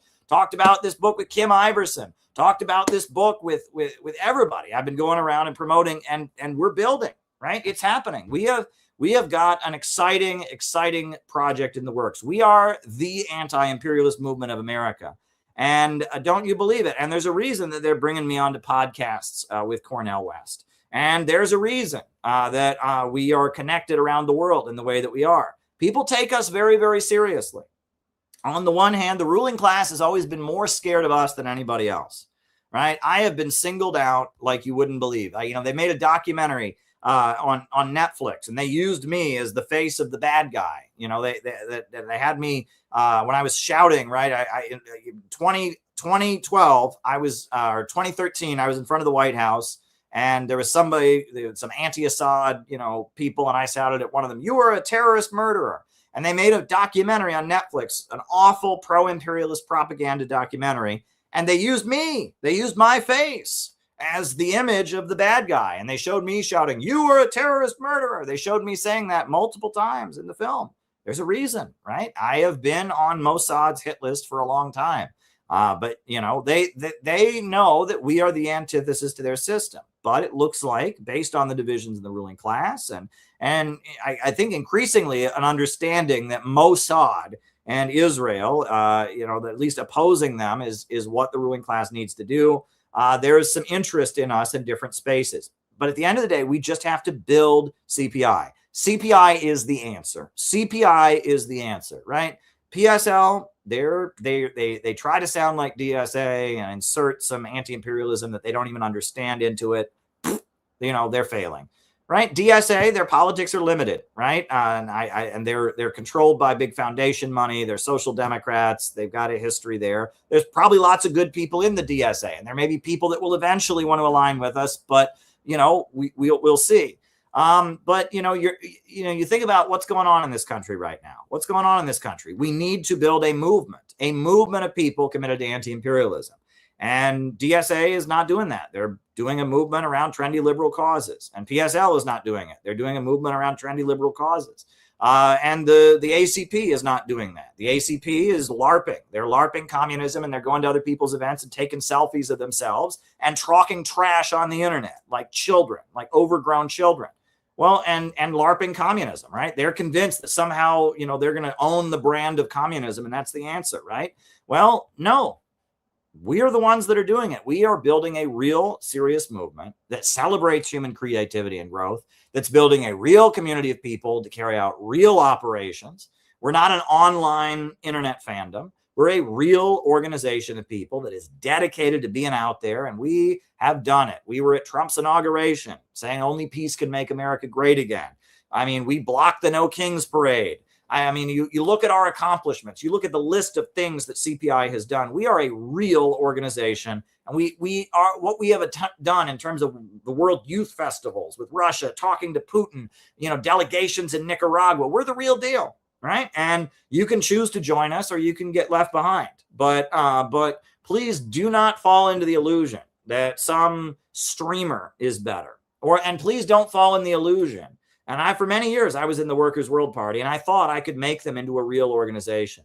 They're not a real organization. I thought that they could do something other than tail wokeism, but they're doomed. And if you're in the PSL, you should quit PSL and you should join the Center for Political Innovation, because all you're ever going to do in the PSL is try to out DSA DSA. And people don't need you for that. If you're a serious anti-imperialist who's in the PSL, you should join the Center for Political Innovation.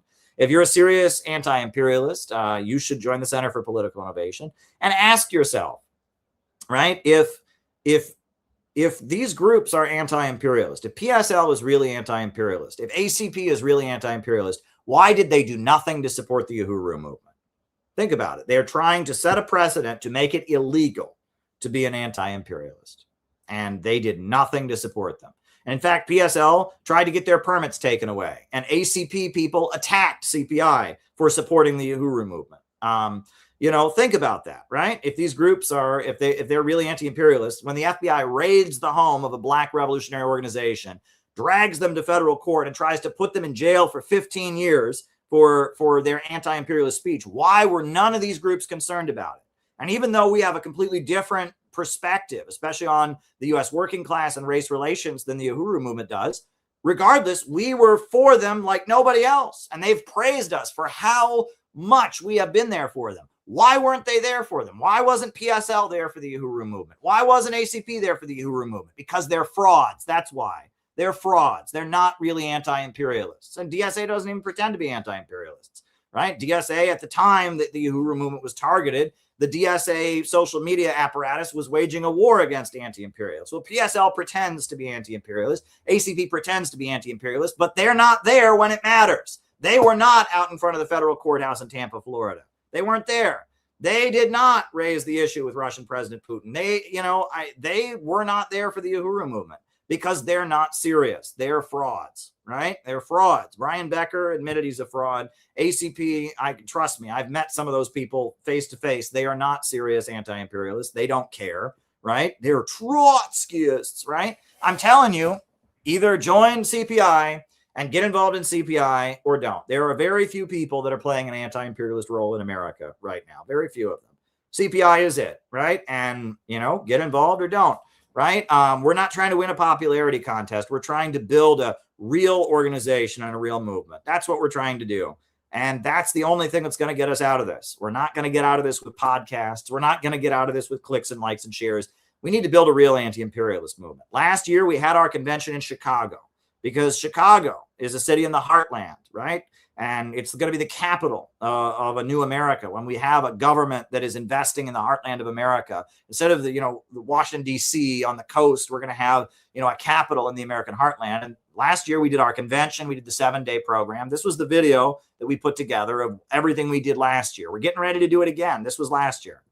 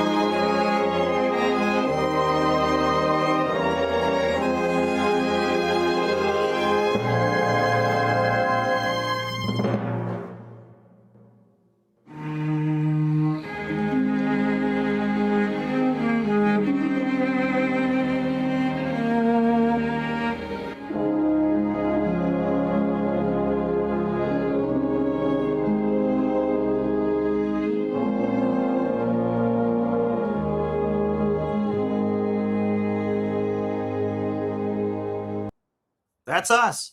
We're the Center for Political Innovation, and we are building a real movement, and we're getting it done. So dare to struggle, dare to win. You know, we've got it. We've got the energy. We celebrate human creativity.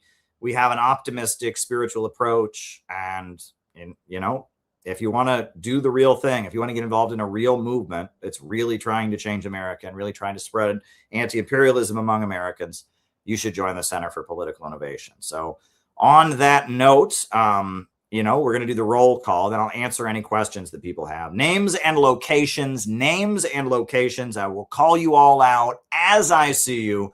Who is with us tonight? Names and locations. Names and locations. Who is with us? Names and locations. Names and locations. Names and locations. Who is with us? Who is with us? Who is with us tonight? Names and locations. Names and locations. Names and locations. Who's with us? Who's with us? Anybody? We got a fist from Russia. Names and locations. Who is with us? Who is with us? Paul from Brentwood, New York. Ryan in Kansas City. Good to see you. Good to see you. Good to see you. Names and locations. Michael in Wisconsin. Good to see you. John McCarthy in Chicago. Good to see you. Jacob in Wisconsin. Ed in Louisville. Good to see you, Ed. Arlene in Milwaukee. Penny in Minnesota. I'm going to show your video here in a second, Penny. Liverpool, UK. Good to see you. Good to see you. Good to see you. Names and locations. Brian in Dayton. Good to see you, Brian. Good to see you. Names and locations. Names and locations. Names and locations. Alex in Brazil. Good to see you, Alex. Good to have you with us. Names and locations. Michael in Bayonne. Good to see you. Good to see you. Hope you join us Thursday. Be in touch. Names and locations. Names and locations. A week from tomorrow, we're going to be having a rally in New York. I'll be in touch with you, Michael. Names and locations. Names and locations. Who's with us tonight? Names and locations. Names and locations. Who is with us? Who is with us tonight? Names and locations. Names and locations. Anybody else? Anybody else? Anybody else? Anybody else? All right. So if you have any questions, the best way to send your questions is to go to buymeacoffee.com/Caleb Maupin. That's the best way to send questions. You can also do super chats. We accept super chats here on this channel. You know, super chats are always appreciated. You can also do Rumble rants, and I see a couple Rumble rants have come in. So I guess I need you all to send more questions. Samuel from the Far East rambling on in your comments. No, you're great. You're great. We appreciate engagement is good. So yeah. While you all are sending questions, I guess I'll answer a couple of them. So the first Buy Me a Coffee came from Arlene. She bought 3 coffees and she said, I attended a hearing at City Hall in Milwaukee today about getting rid of the monopoly that is running our electric, gas, and utilities, replacing it with a citizens-run outfit. There were many DSA members who spoke in favor of citizens running the utility. Do you think DSA see themselves as Malthusian? I think most people in DSA don't know what they're for, right? They're very upset with the situation. DSA is the big group that's winning elections, and some of what they say is good. And, but I don't think they have an understanding of the bigger picture.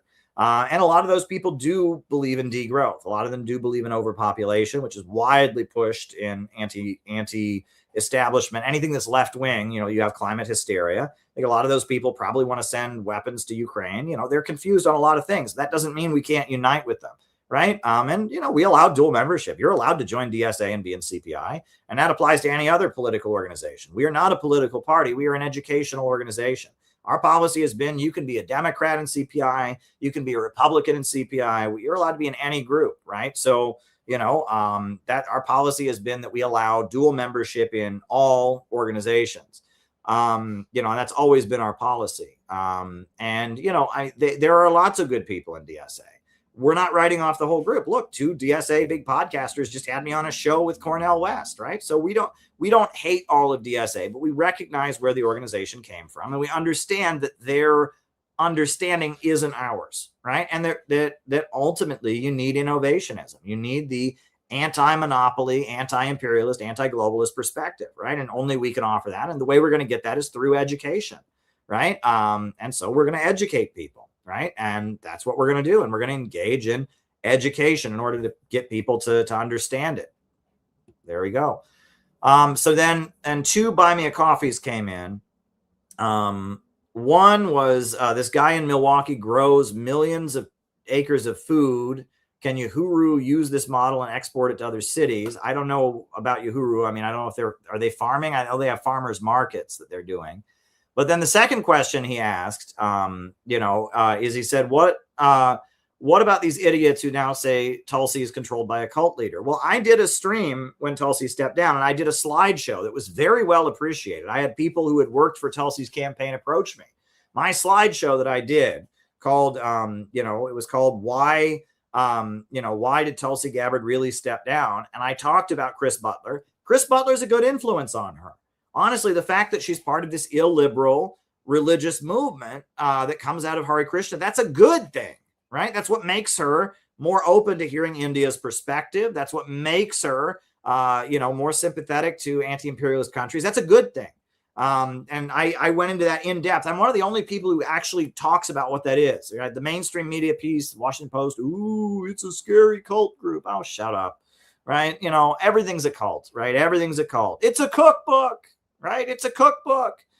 It's stupid. Honestly, I don't agree with everything that Tulsi stands for, but some of her better stances actually come from her religious background. I don't think she's controlled by them. I think it's her religion. Right? It's her religious background, right? I'm not controlled by the church that I attend. I don't think you're, is every Catholic an agent of the Vatican? I think Tulsi Gabbard, yes, her parents are both members of this religious group, and that is an important part of her faith, and that's why she's been so successful. Look, I just got to tell you, successful people often are in illiberal organizations because it's through being in an illiberal organization that you learn the discipline, you learn to get stuff done. Right. I was just talking today, a lot of people our age, and I apologize if anyone's watching, if this applies to you, it's not an insult, right? It's true. A lot of people who are my age or younger, and they agree with this kind of politics, they're not reliable, right? It's just a fact. There's a lot of people that this kind of politics is interesting to them. They're interested in anti-imperialism. They're interested in some of the history we talk about. But when it comes time to actually do anything, they'll say they're going to show up and they don't show up, and they're interested for a while and then they start watching something else. There's a lot of young people that just don't have the ability to focus and get things done. Okay. It's a really big problem. Whereas I've noticed younger people that have been in illiberal organizations, right? They grew up in a religious family. They grew up in, there's a friend of mine who's in a very serious Buddhist organization that is accused of being a cult. I know people that are Scientologists. I know people that I'm friendly with Unification Church people. I'm friendly with people that have been in very serious communist groups. Part of when you're in an illiberal organization, you learn to focus and get the job done. And that's a really important thing, and I see, it's funny. I get on YouTube and all these ads come up. Do you have ADHD and all this? Well, I don't think a lot of young people have ADHD. I think a lot of young people just don't have illiberal organizations. They don't have the ability they don't have an ideology to guide their life. They're not in an organization where people are relying on you. You don't learn this. You don't learn this on your own. A lot of things that people used to be better at. It used to be most people were better at public speaking than they are now, right? It used to be in school, people learned to do public speaking. A lot of the younger people I know now can't get up in front of an audience and talk because they don't, right? And I guess, part of this, maybe it's the pandemic and that, younger people, they don't have their shit together in a lot of ways. I hate to put it that way. And part of it is economic, and part of it is the changes in technology that has gone on, and that it's hard. It's very, very hard. And, a lot of younger people don't have their shit together, but the younger people that I've met who do have their shit together, they tend to be in some kind of illiberal organization. So, we need to get over this, oh my God, it's a cult. The leader lives in a mansion, is enriching himself. Like, give me a break. There's literally an article on the internet that claims I live in a mansion. Seriously, I found it. And I was just like flabbergasted. I don't live in a mansion. I've never lived in a mansion. I have an apartment in Brooklyn that I share with my wife. Right. And this article that one of these anti-cult people wrote said, I live in a mansion. I do not live in a mansion. Right. Where do people get this from? Right. But people have this script, this Netflix script about, an illiberal organization. It's actually a cult. It's actually brainwashing. And, are there groups that have done bad things over the years? Absolutely. Are there organizations that have mistreated members? Are there, mega church pastors who enrich themselves? Yeah. OK. But people are so inoculated against joining an organization And the only thing that's going to get us out of this is a movement. And that's what I was trying to get you all to understand in the opening of this.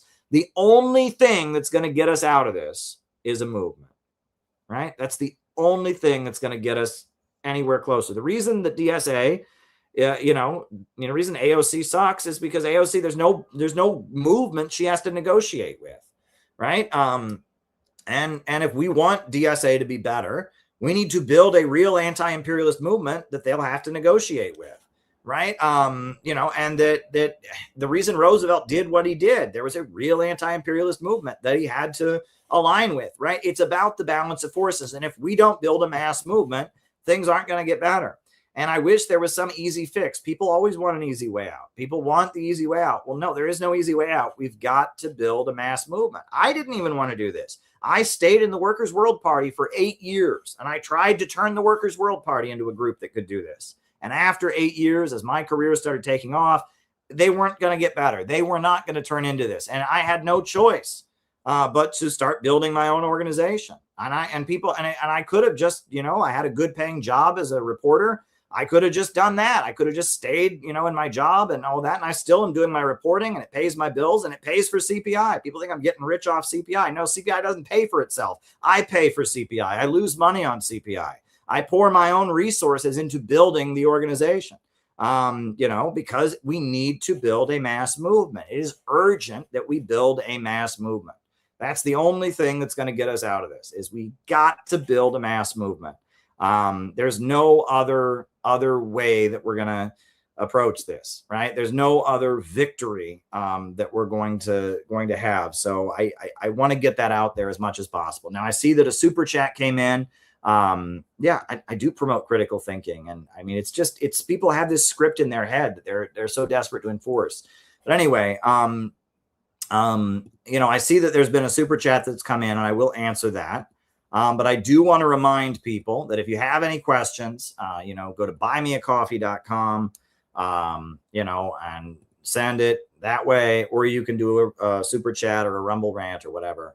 That's the best way to send your questions. So I'm going to put on another video of, this is the CPI event we did in January. This is just a fun video. It's got like a singing, but then it just kind of shows the event. This is the event that Jose Vega, I just want to say this. Jose Vega, he was in the Democrat primary last night, and, he lost, but he's running in the final election. This guy is awesome. Jose Vega is absolutely awesome. And, I mean, he's a real hero, and I just am more inspired by him. One video we did on this channel was defending Jose Vega from Brian Becker. Brian Becker smeared and defamed Jose Vega very viciously, and I'll link it here in the chat. Brian Becker, after he went after Jose Vega, we defended Jose, and Jose saw that video, and he reached out to me. He appreciated that video. Jose's a good guy, Jose has a really, really big political future. He's a really brave anti-imperialist. It's really, really an honor to know Jose Vega. So let me put in the chat. This is when the leader of PSL, when Brian Becker defamed Jose Vega, I did a video defending Jose and debunking Brian Becker's smears. So we've been fighting PSL for a long time. Jose is a great, great, great person. So this is my video defending Jose Vega. I just wanted to throw that out there. So yeah, just in case you want to see that, so we've been fighting PSL, and we've been defending Jose Vega for a long time. So I just wanted to get that out there. Oh, Penny said zipline judge. So I guess we'll put that on, but yeah, so I'm going to put this video on. This is an event we did in January, and we were honored that Jose actually showed up and, made an appearance at our event. That was great. That was really appreciated. We're really glad he did that.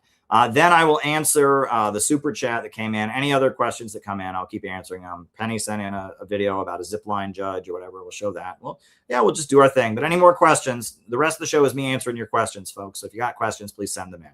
The ground on which we stand. Why should we be beggars with our ballot in our hands? God gave the land to the people. First step, sound the blast for freedom, boys, and send it far and wide. March along to victory, for God is on our side.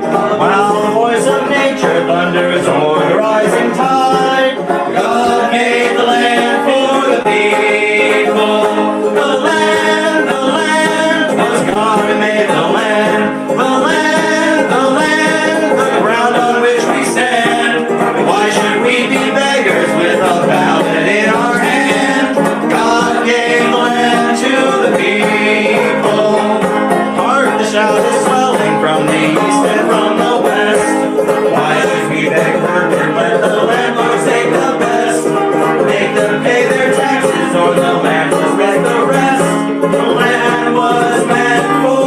people. The land was God who gave the land. The land, the ground on which we stand. Why should we be beggars with a ballot in our hand?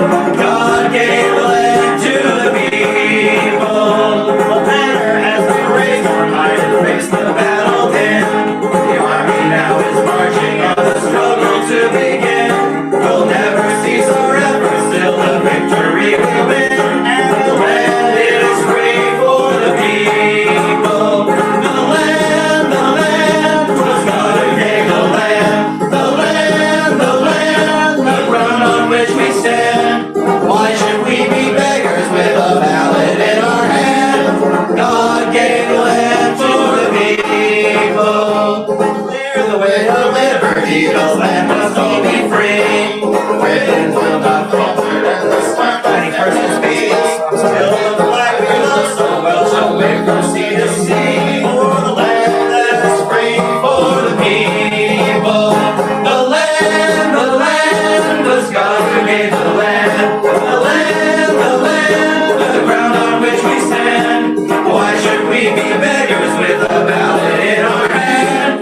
God gave the land to the people. Yeah!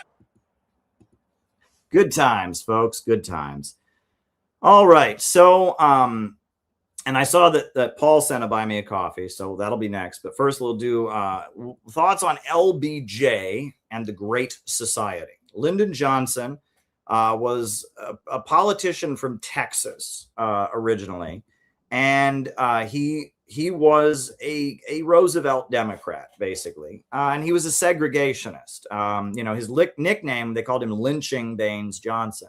But he ended up being the guy who signed the Civil Rights Act, the Voting Rights Act, and the Civil Rights Act, and a lot of the civil rights laws that were passed as a result of the civil rights movement were passed by Lyndon Johnson because there was a movement.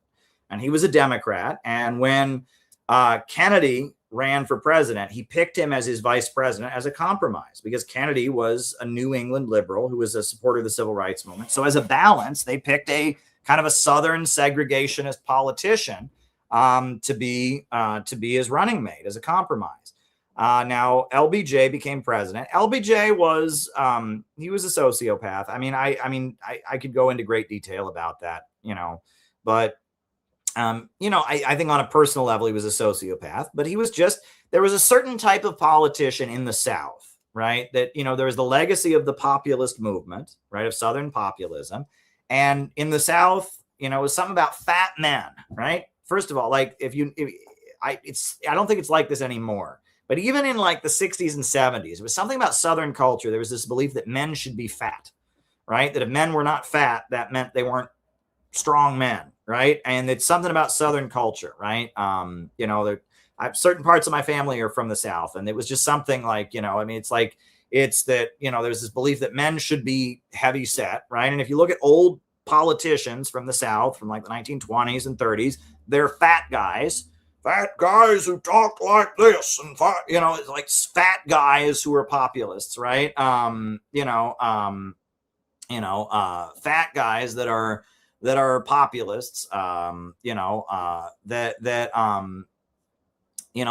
that's a big part of the Southern populist tradition. And it's left wing, right? They're in favor of programs to help low income people. Often they were segregationists. That's the whole thing about, the populist movement started out as anti-racist, but then it eventually was kind of captured and brought into the Democratic Party by William Jennings Bryan, who was very much one of these. He was a fat guy with a really loud voice who was, for the common man, right? And they talk about Southern populism. Huey Long comes out of Southern populism. He was kind of the height of Southern populism, but it's a whole tradition of Southern populism. And so Lyndon Johnson was a Southern populist Democrat. And even though he was a segregationist and, for most of his career, he got the votes of Black and Chicano people. And that was a very interesting thing. He knew how to win the hearts of Black and Chicano people. Black people voted for him, and Black people loved him, and Chicano people loved him. And it was kind of an interesting thing. And he did end up passing the Civil Rights Act. And he was economically left wing. Right. and he was economically left-wing. His Great Society programs, food stamps expanded. I think Head Start was a program. And that, the feeling was at that point we had the post-World War II economic expansion. But there was still a lot of people in America who never got better. And there was a best-selling book in the early 60s called The Other America by Michael Harrington that was about poverty among Appalachians, poverty among African Americans in urban areas. And, it was like there was a layer of America that the wealth never trickled down to. And even though we had a very strong economy in the USA in the 50s and 60s, certain people in America, even in like Southern California, there were certain people that were just very poor. And Lyndon Johnson, we're going to do something about that. We're going to have some social programs, kind of expanding what Roosevelt did, expanding the welfare state. And also Lyndon Johnson, it's kind of interesting. He had been a high school principal. He'd been like a principal at a school with mostly Spanish speaking kids. And he knew how to be a Southern populist Democrat. Like one of the famous things he did when he was president, there was like a hurricane somewhere. And he showed up. It was like an area where a lot of black people had been, their homes had been flooded out. And he showed up, he showed up as president. I am your president. I am here to help you. And he got on a bullhorn and people loved him, right? The black community loved him. And they thought, wow, this is a guy who cares about us. He went to some black neighborhood that had been flooded somewhere and he got on the bullhorn and he talked to them as their president. And people loved it, right? And that there's a certain kind of, I don't know. He knew how to be an effective politician that low-income people in the South, many of whom were not white, would vote for. And that was Lyndon Johnson. He was a Southern fat populist Democrat. And he wasn't for degrowth, but he was very corrupt. He was very corrupt. And I think on a personal level, he wasn't a very good guy. The stories that you hear about his presidency, for example, he kind of enjoyed having power over people, and that I think he was not a very good person on a personal level. One thing that he did is that, it's been revealed and it's been confirmed that to intimidate other men, he would pull his dick out. I can't even imagine somebody doing that, but I guess back then there was not language about sexual assault and all of this. And so basically, he would be, if he was disagreeing, one of his employees or staffers was disagreeing with him, to intimidate them, he would just pull his dick out. I can't believe that. That is one of the grossest things I've ever heard. And I can't even imagine somebody acting that way. It's just like, you think about that now, like that's a crime, you're exposing yourself. But I guess back then, there was not a language around these things. There weren't sexual harassment laws and stuff. And also it was something that you wouldn't expect. And so, he would just pull his dick out to intimidate other men. I find that to be one of the weirdest and gayest. It's just a weird behavior, right? But that's what he did. And that's like such a shocking behavior that it would make the person go, okay, oh, he's pulled his dick out. All right, I'm just going to stop talking right now. Right. And that was like a thing he would do. It was like a power move. Like, I'm more powerful than you, so I'm going to sexually violate you. I think he was a sociopath. It's a very sociopathic behavior. And he was able to get away with that because culturally, it was not something people did, but there was also no understanding that that was a crime. And so, yeah, it was as he was rising up. That was one thing he developed a reputation for, is he would just, pull his dick out when he was trying to intimidate somebody. That's sociopathic behavior, right? That's like, like sexual predator kind of behavior. And there are other things about it. Like when he was president, he was famous, for example, he would be sitting on the toilet taking a crap and he would just have the door open and make his staff talk to him while he was taking a crap. That was a power move. He enjoyed kind of embarrassing people and making other people uncomfortable, right? And that tells me that he wasn't a very good person.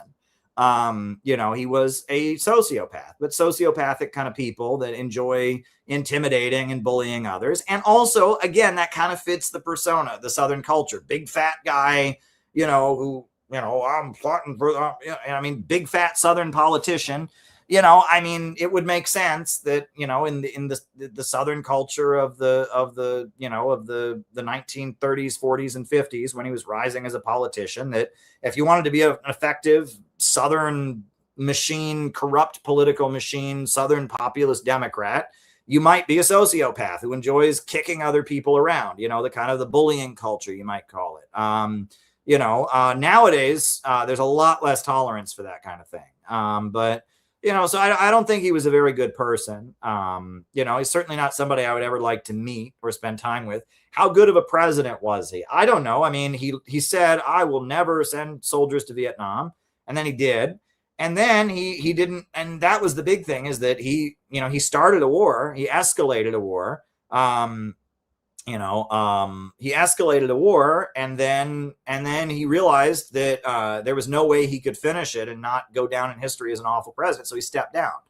Right. And that was, he didn't have the political courage to say no to the Vietnam War, because that's what the military industrial complex wanted. But yet he realized it was a losing case. So he could have run for president again in 1968, and he didn't, because he just didn't want to be associated with it. I don't think too highly of Lyndon Johnson. One thing I will say about Lyndon Johnson is that even though he was a Southern racist, and even though he was a segregationist, he changed his mind on civil rights. And, when he met with Martin Luther King Jr. at the White House, he said to him, we're going to have a black leader in this country. I'd rather it be you than that Malcolm X guy. He was honest, right? He was blatantly honest, right? And that's what he said to Martin Luther King Jr. We're going to have a black leader. I'd rather it be you than this Malcolm X guy. Lyndon Johnson was pretty blatantly open about what he wanted. That was pretty honest. The other thing is that I used to work for Ramsey Clark. Ramsey Clark was Lyndon Johnson's attorney general, and Ramsey Clark was a good person. Ramsey Clark was a very good person. And Ramsey Clark spent his entire 4 years as attorney general trying to restrain the FBI and trying to protect the civil rights movement from the FBI. J. Edgar Hoover was viciously going after MLK, and Ramsey Clark was trying to stop it. And he created a wing of the Justice Department that was like the Civil Rights Enforcement Division that was like trying to do different things. And there's a recording of Ramsey Clark and Lyndon Johnson talking about how J. Edgar Hoover wiretaps people without a permit, and there's no penalty for it, right? That even though that's a violation of the Constitution, right? It's unlawful search and seizure, right? If the government is tapping your phone without a warrant, but there was no penalty for it. And that, Lyndon Johnson was the president, J. Edgar Hoover was the FBI director, and Ramsey Clark was the director of the Department of Justice. And J. Edgar Hoover considered himself above the law, and he didn't even show up for the Department of Justice meetings, right? J. Edgar Hoover ran the FBI as its own institution and was doing his own thing. And so this is kind of the deep state inner conflict, is that Ramsey Clark very much wanted to protect the civil rights movement, and the FBI very much wanted to crush the civil rights movement. The CIA and the Ford Foundation were funding the civil rights movement. The FBI was trying to destroy the civil rights movement. There was a division in the ruling class and a division within the deep state. There were divisions, and there still are, right? Divisions within the deep state. And that Lyndon Johnson was from a wing of the ruling class. He was originally against the civil rights movement, but he became Kennedy's vice president, and he was a Democrat, and black people voted for him, and he ended up signing the Civil Rights Act, right? And he was a Southern segregationist who became the guy who signed the Civil Rights Act. And so I don't know, he's a complicated figure. He represents America in a lot of ways. He was a Texas politician, a big fat white guy who was a nepotistic kind of corrupt Texas politician. He had been a high school principal, and then, in a mostly, Latino district, Chicano district, and he moved up the ranks and he became a senator, and eventually he became president of the United States. And I don't know, he was a sociopath to some degree or other, and he was a skilled politician. And he was kind of a bully. He enjoyed having power over other people, but he was also, having been a local politician in the South, in mostly black and Chicano areas, because of the Southern culture, only white people could be elected officials, even though these areas were majority black and Chicano. He knew how to do things that low-income black and Chicano people really appreciated. And that's what many of the biographies of him talk about. They emphasize that he was very, very skilled. He just knew certain things that people liked. You know, and that's how he was. I mean, I don't know. You know, he was very culturally tuned in to how to get people in certain areas, especially in like the South, to vote for him. And he was a skilled politician. I don't know what more to say about it. I mean, you know, yeah, I think I've repeated myself. So that's what I think about Lyndon Johnson. So then Paul asked, Paul said, what would you say about those that believe the Chinese government is after the Uyghurs? I would say they're wrong. That there was a problem in the Islamic areas of China, that they were teaching pan-Turkism in the schools, and that Islamist extremists that wanted to break those regions away from China had kind of set up shop and had a lot of power. And there were knife attacks and there was terrorism. So China had to deal with that problem. And the way that they've largely dealt with it is they've found Muslim leaders that are not terrorists, and they have funded them. They've built mosques all over the Uyghur regions.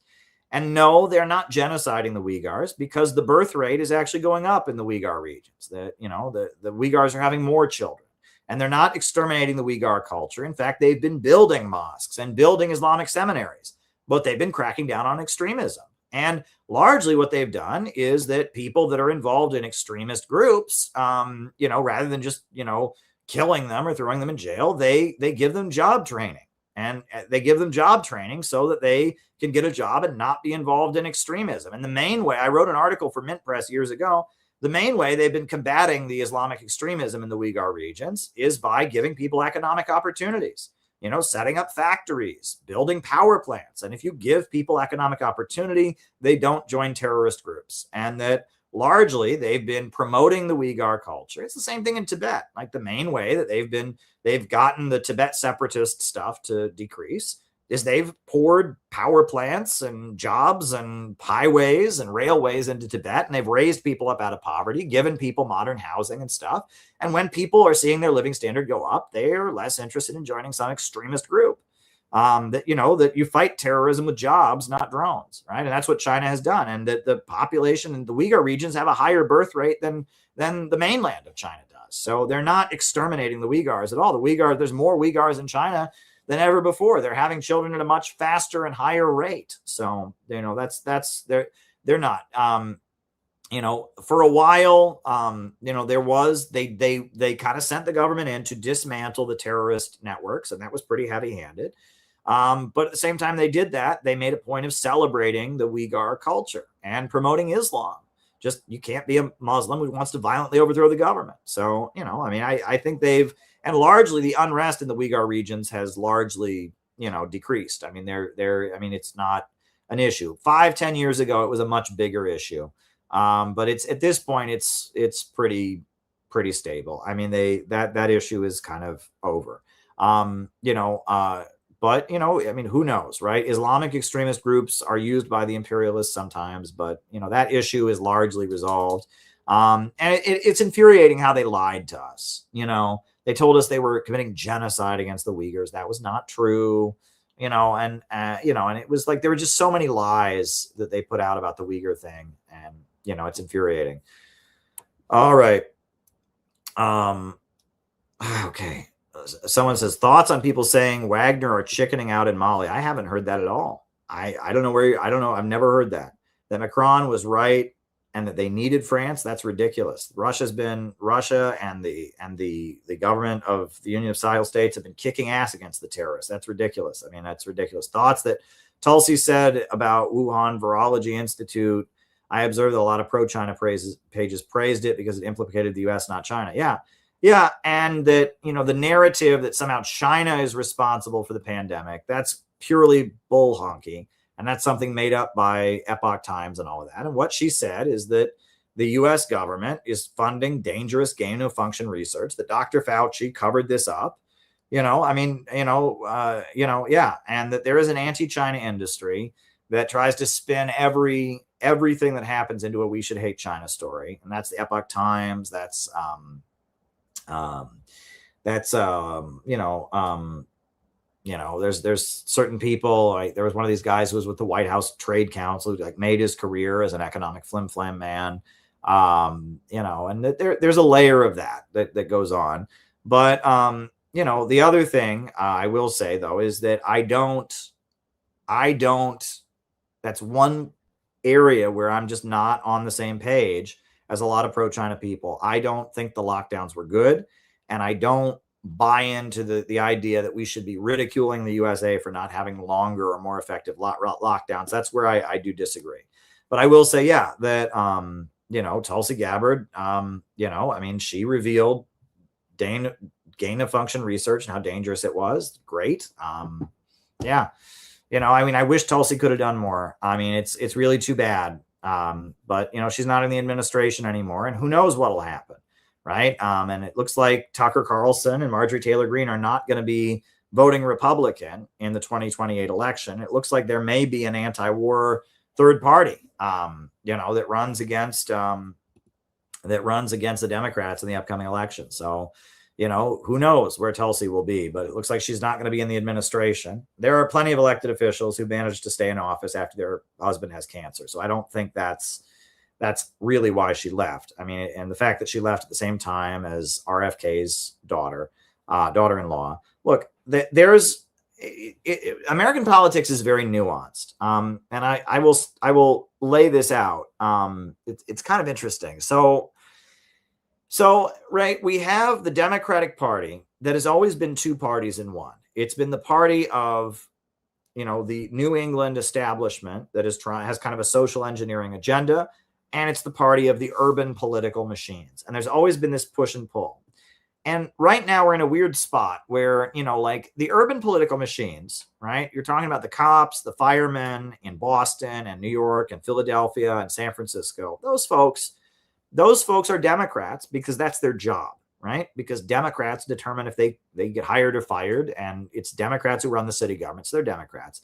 But especially the cops, they don't believe in Black Lives Matter because they see it as anti-police. And a lot of them are quite socially conservative, and they're Roman Catholic, right? The Catholic Church is very important, right? In these ethnic communities, it's very important, you know, to be Catholic and, you know, to be connected with the other Italians and the other Irish people and the other Eastern European folks. And, you know, in New York City, there's a layer of, you know, you can call them NYPD Democrats, that they're Democrat. They probably all voted for Trump. You know, a lot of them did. And, you know, they're Democrats registered, and they work for Democrats, and they're technically Democrats on paper. But they don't like AOC. They don't like Mamdani.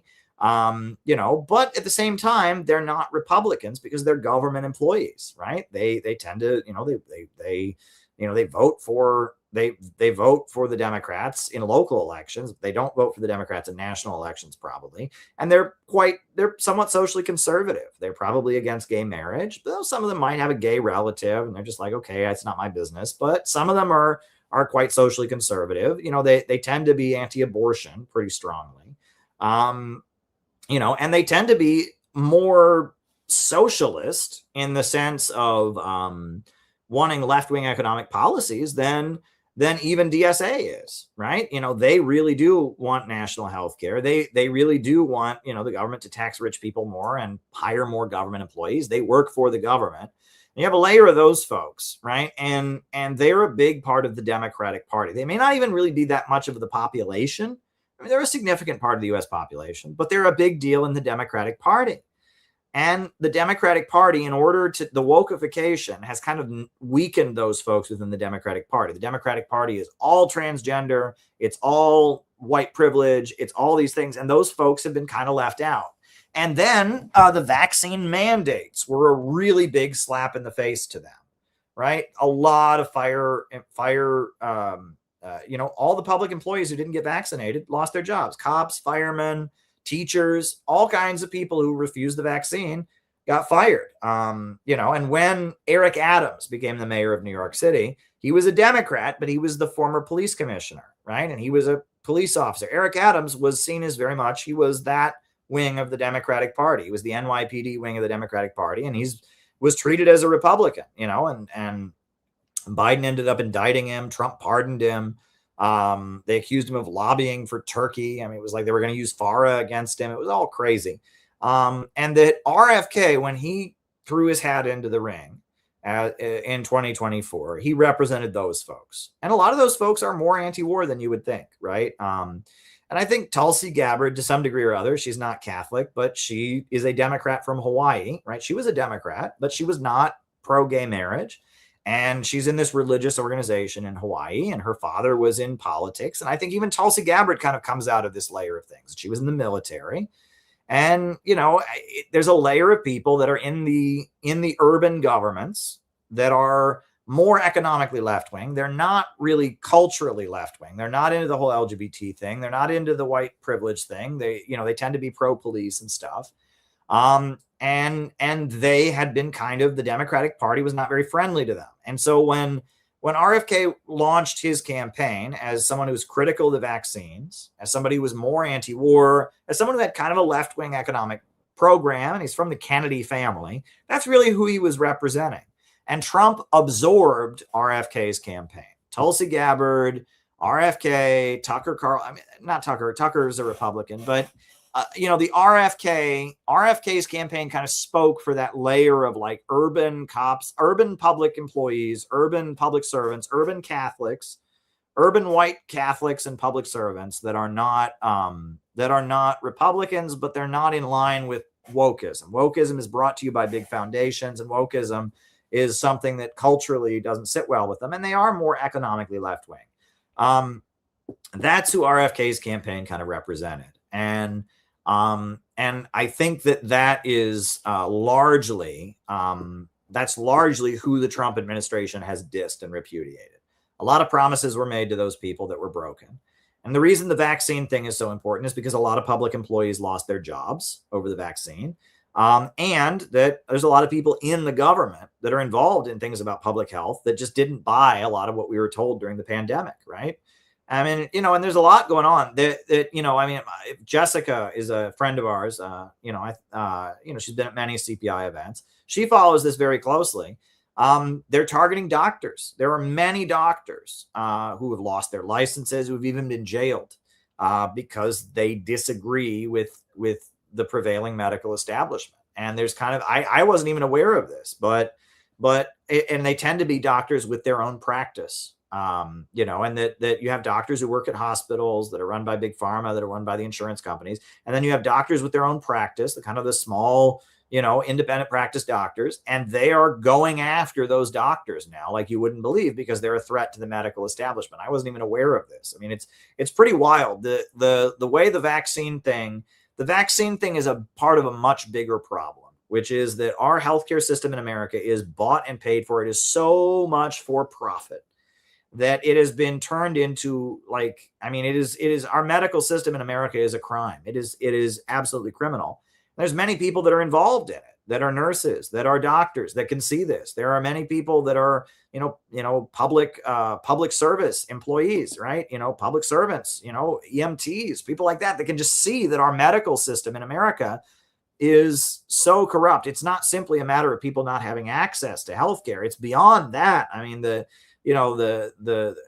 vaccine mandate and the way that vaccine that didn't do what it was supposed to do. And, you got your Facebook shut down for saying things about it that turned out to be true. And, there's a lot of people that are public employees that could see through that. And that RFK represented a pretty big layer of the Democrat Party that was not invited to the woke table. And so they ran their own campaign and eventually got absorbed by Trump. And Trump has largely dissed those people. And they're an interesting layer of people. And, I actually identify E. Michael Jones. I mean, he's certainly fringe. He's a traditionalist Catholic who's, somewhat anti-Semitic. But I think about his, if you read a lot of his writings, that's kind of who he's speaking to, right? And I think that's interesting because he very much identifies with being Catholic and urban Catholic experience and ethnic urban Catholic communities. And he's a conservative, I would say, but he's also economically, he's anti-Israel, but he's also economically got left-wing ideas. He buys into some of the Catholic critiques of capitalism and such. And I see E. Michael Jones' work, and it's very, very elaborate stuff that he writes about, many, many different historical angles. But you look at E. Michael Jones' work, he's kind of speaking for that layer of urban Catholic Democrats. And they're an interesting layer of people, and that the Democratic Party is always trying to control those folks to some degree or other. Yeah, it's interesting. The ab scam that Jimmy Carter did when he sent the guy in a dressed as an Arab to like frame those people up, right? That was Jimmy Carter that represented kind of the Eastern establishment, the New Left, trying to purge that, right? And that, like LBJ, people like that were more for the urban political machines than they were for the Eastern establishment. And even you can even go back to the 20s, the Ku Klux Klan. The reason Woodrow Wilson built the Ku Klux Klan was because Woodrow Wilson was, this professor from this university, and he was very much the Eastern establishment trying to implement eugenics and social engineering. And the urban political machines were Catholics that weren't going to tolerate it, and so they built the Ku Klux Klan, as this kind of mass movement of rural people to get them into the Democratic Party and also to beat back the power of Catholics, mainly in the urban political machines. It's very, very interesting. It's very, very interesting to talk about, right? And the Ku Klux Klan, we think of the Ku Klux Klan as being right wing, and they were, but on some issues they were, they were eugenicists, for example. The right wing in our time tends to be very anti-abortion. Well, the Klan wanted more abortion and they wanted more birth control, and they put out the idea that birth control was a conspiracy opposing birth control was a conspiracy by Catholics. The Catholics were coming into the country and they were going to have loads of children because they didn't believe in birth control, and they'd eventually outvote the non-Catholics and make America part of the Vatican. And there was a member of the Ku Klux Klan on the board of the Planned Parenthood when it started, the Birth Control League. Lothrop Stoddard was a eugenicist and a Ku Klux Klansman, and he was on the board of Planned Parenthood. And they openly, the Ku Klux Klan had meetings where they had Margaret Sanger and Planned Parenthood speak at their meetings and things like that, right? Because they were, as much as they put out like a conservative, anti-Black, anti-Catholic, anti-immigrant message, they were still a project of the Eastern establishment, right? Albert Pike, who was a Klansman, was kind of there used to be a statue of him in Washington, D.C., but he was a Confederate and a Freemason and a Klansman. And he was very much a British, he believed in the ideals of the British Empire. Right? You read about Albert Pike. I mean, the Klan was an Eastern establishment project, kind of like the New Left. I mean, the New Left is an Eastern establishment project. And they both believed in degrowth, right? The essence of what the Klan in the 20s, in a weird roundabout way, they were advocating Malthusianism. They framed it as white supremacism. They framed it as anti-immigrant. They were anti-growth. They didn't want the population to grow. They didn't want immigrants to come in. They didn't want people to have too many children. That was one of their main grievances against the Catholic Church, was they didn't believe in birth control. The Klan were Malthusians. They were eugenicists and Malthusians, even though that wasn't, on the front page of what they were advocating. It was beneath the surface, right? It was an operation brought to you by some of the wealthiest people. Woodrow Wilson, right? Woodrow Wilson basically revived the KKK and built the KKK as this kind of manufactured movement from above. I mean, it was Hollywood, a Hollywood movie, The Birth of a Nation, that promoted it. And it was very much a New England, old money establishment attempt to take control of the Democratic Party and beat the Republicans. And their agenda was Malthusian, but that wasn't on the surface. On the surface, it was just this common, white Protestant America for Americans or whatever, but it was beneath the surface. It was actually a eugenicist and degrowth and Malthusian movement. And I think that's kind of interesting, right? And that, all kinds of things can be manipulated. It's very, very interesting. Oh, someone else bought a coffee. COVID didn't come from the Wuhan Institute of Virology. It came from Fort Detrick. There's stuff in Wuhan virology. I don't quite. How did China not know this was going on? We just found out about Ukraine. We didn't just find out about the biolabs in Ukraine. I've been talking about that for years. Russia came forward in 2017. There was documentaries on RT about it. And then after the special military operation, Russia provided documentation, extensive files and documents they had. We didn't just find out about it.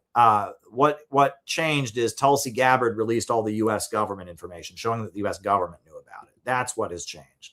That's what has changed. All right, so we got to show Penny's video of the zipline judge. The zipline judge. So we'll put that on. And if anyone else has any more questions, you can send them in, and then we'll be done for tonight. I'm doing Jamarl Thomas in the morning. That's why I want to wrap this up, because I got to go on with Jamarl Thomas in the morning. That's an early morning show I'm going on. So there we go. All right.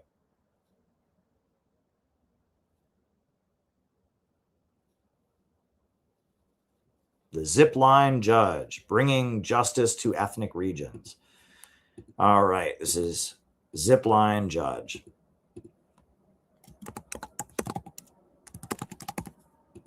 Okay.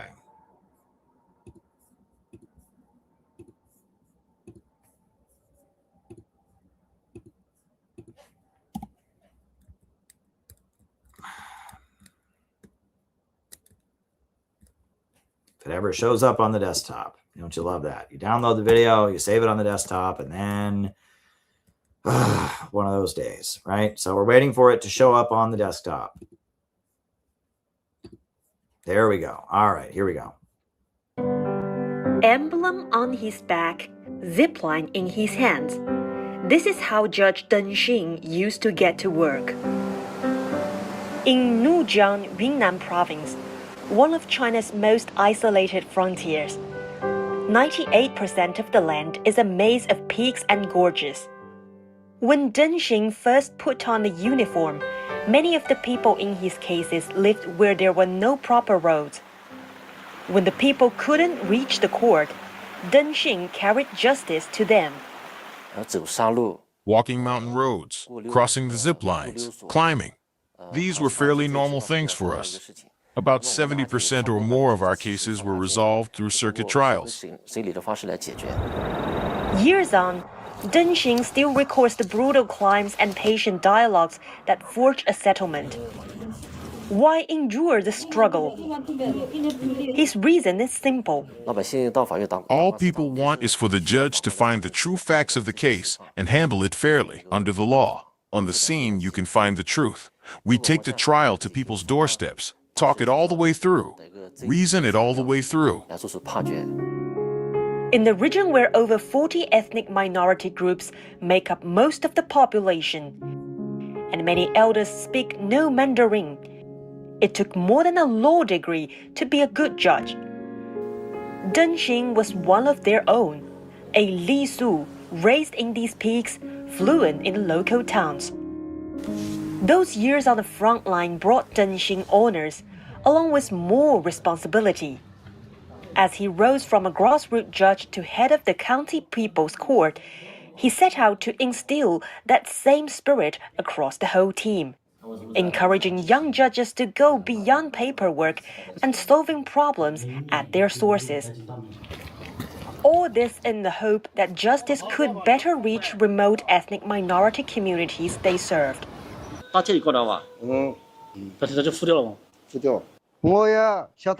very happy with how it was sorted out, and so is the defendant.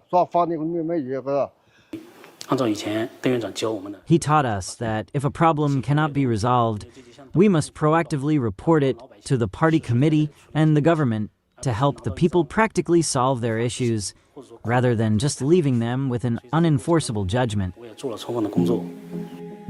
As China advances rural revitalization throughout the years, new roads and bridges have brought increased access to the courthouse. Yet circuit courts march on. Mediation unfolds in a courtyard like a neighborhood gathering. National statues meet indigenous customs. We should foster a warm, amicable atmosphere, especially during the cold winter. If there is a fire inside the court and people can sit by it while talking, many conflicts between can be eased halfway. If I were the one bringing a case to court, how would I hope the judge and the court would treat me? I think that's fundamental. Courts are now embedded in community life. The real impact resonates far beyond any single case. Their efforts boost grassroots governance and lay a solid legal foundation for our township's economic and social progress. While Deng Xin is no longer the young judge on zip lines, a new generation of judiciary worker is stepping into that role.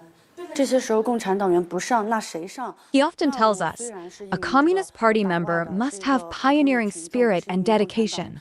When facing tough cases, if you don't step forward first, who will? Though I'm not a party member, I'm moved and find myself wanting to become someone like them. Today, Deng Xin's journey of service takes him to a new post at the prefecture level intermediate court. No matter what position I hold, my duty to serve the people never changes. Through our judicial work and exercise of authority, we make sure people of all ethnic groups feel fairness and justice. The same commitment is still carried by the man who chose to walk the extra mile. And now, it moves forward through more voices than ever, carried by more hands. Feng Yilei, CGTN, Nujiang Lisu Autonomous Prefecture in Yunnan Province. Yeah, that was great, about community service, and kind of reminds you the Barefoot Doctor program that China implemented immediately after the revolution. And, and it shows you that even their most remote areas are getting services. And yeah, that's great. That was a great video. Thank you. That was a great find, Penny. Great video. So Saturday, just so folks know, Saturday we're going to have a fundraising stream, because if we need to raise funds for what's going on for the 7-day program and our summer activities. We need to raise funds, and so we're doing kind of a neat thing. We're going to have a stream that'll be basically Ask Me Anything, and we're gonna have some guests, and it's going to be kind of a fundraising stream about what CPI is planning to do. We're going to send out invites, and we're going to bring people on, and we're going to try to raise money. It's going to be important. One thing that we are going to do, is that everyone who donates over $50, we'll send you this new book, Innovationism, a book of quotations. We'll send it to you as a gift. We're going to go 4 hours on Saturday, starting at 6 p.m. Eastern Standard Time. Different CPI members are going to come on and talk about what CPI means to them. We're going to go over what we need the funds for and what we're planning. We're going to have guest messages from some important friends of ours, and it's going to be great. So that's coming up on Saturday. So I just wanted you all to be aware of that. But I guess on that note, we're going to end for tonight. So I'm going to put on the closing music, and then we'll be back. And tune in tomorrow on Jamarl Thomas. I'll be on with Jamarl Thomas in the morning. So there we go. New upsurge in the struggle against U.S. imperialism is now emerging throughout the world. Ever since World War II, U.S. imperialism and its followers have been continuously launching wars of aggression. But the people of various countries have been continuously waging revolutionary wars to defeat their aggression. And while the danger of a new world war still exists, and the people of all countries must get prepared, revolution is the main trend in the world today.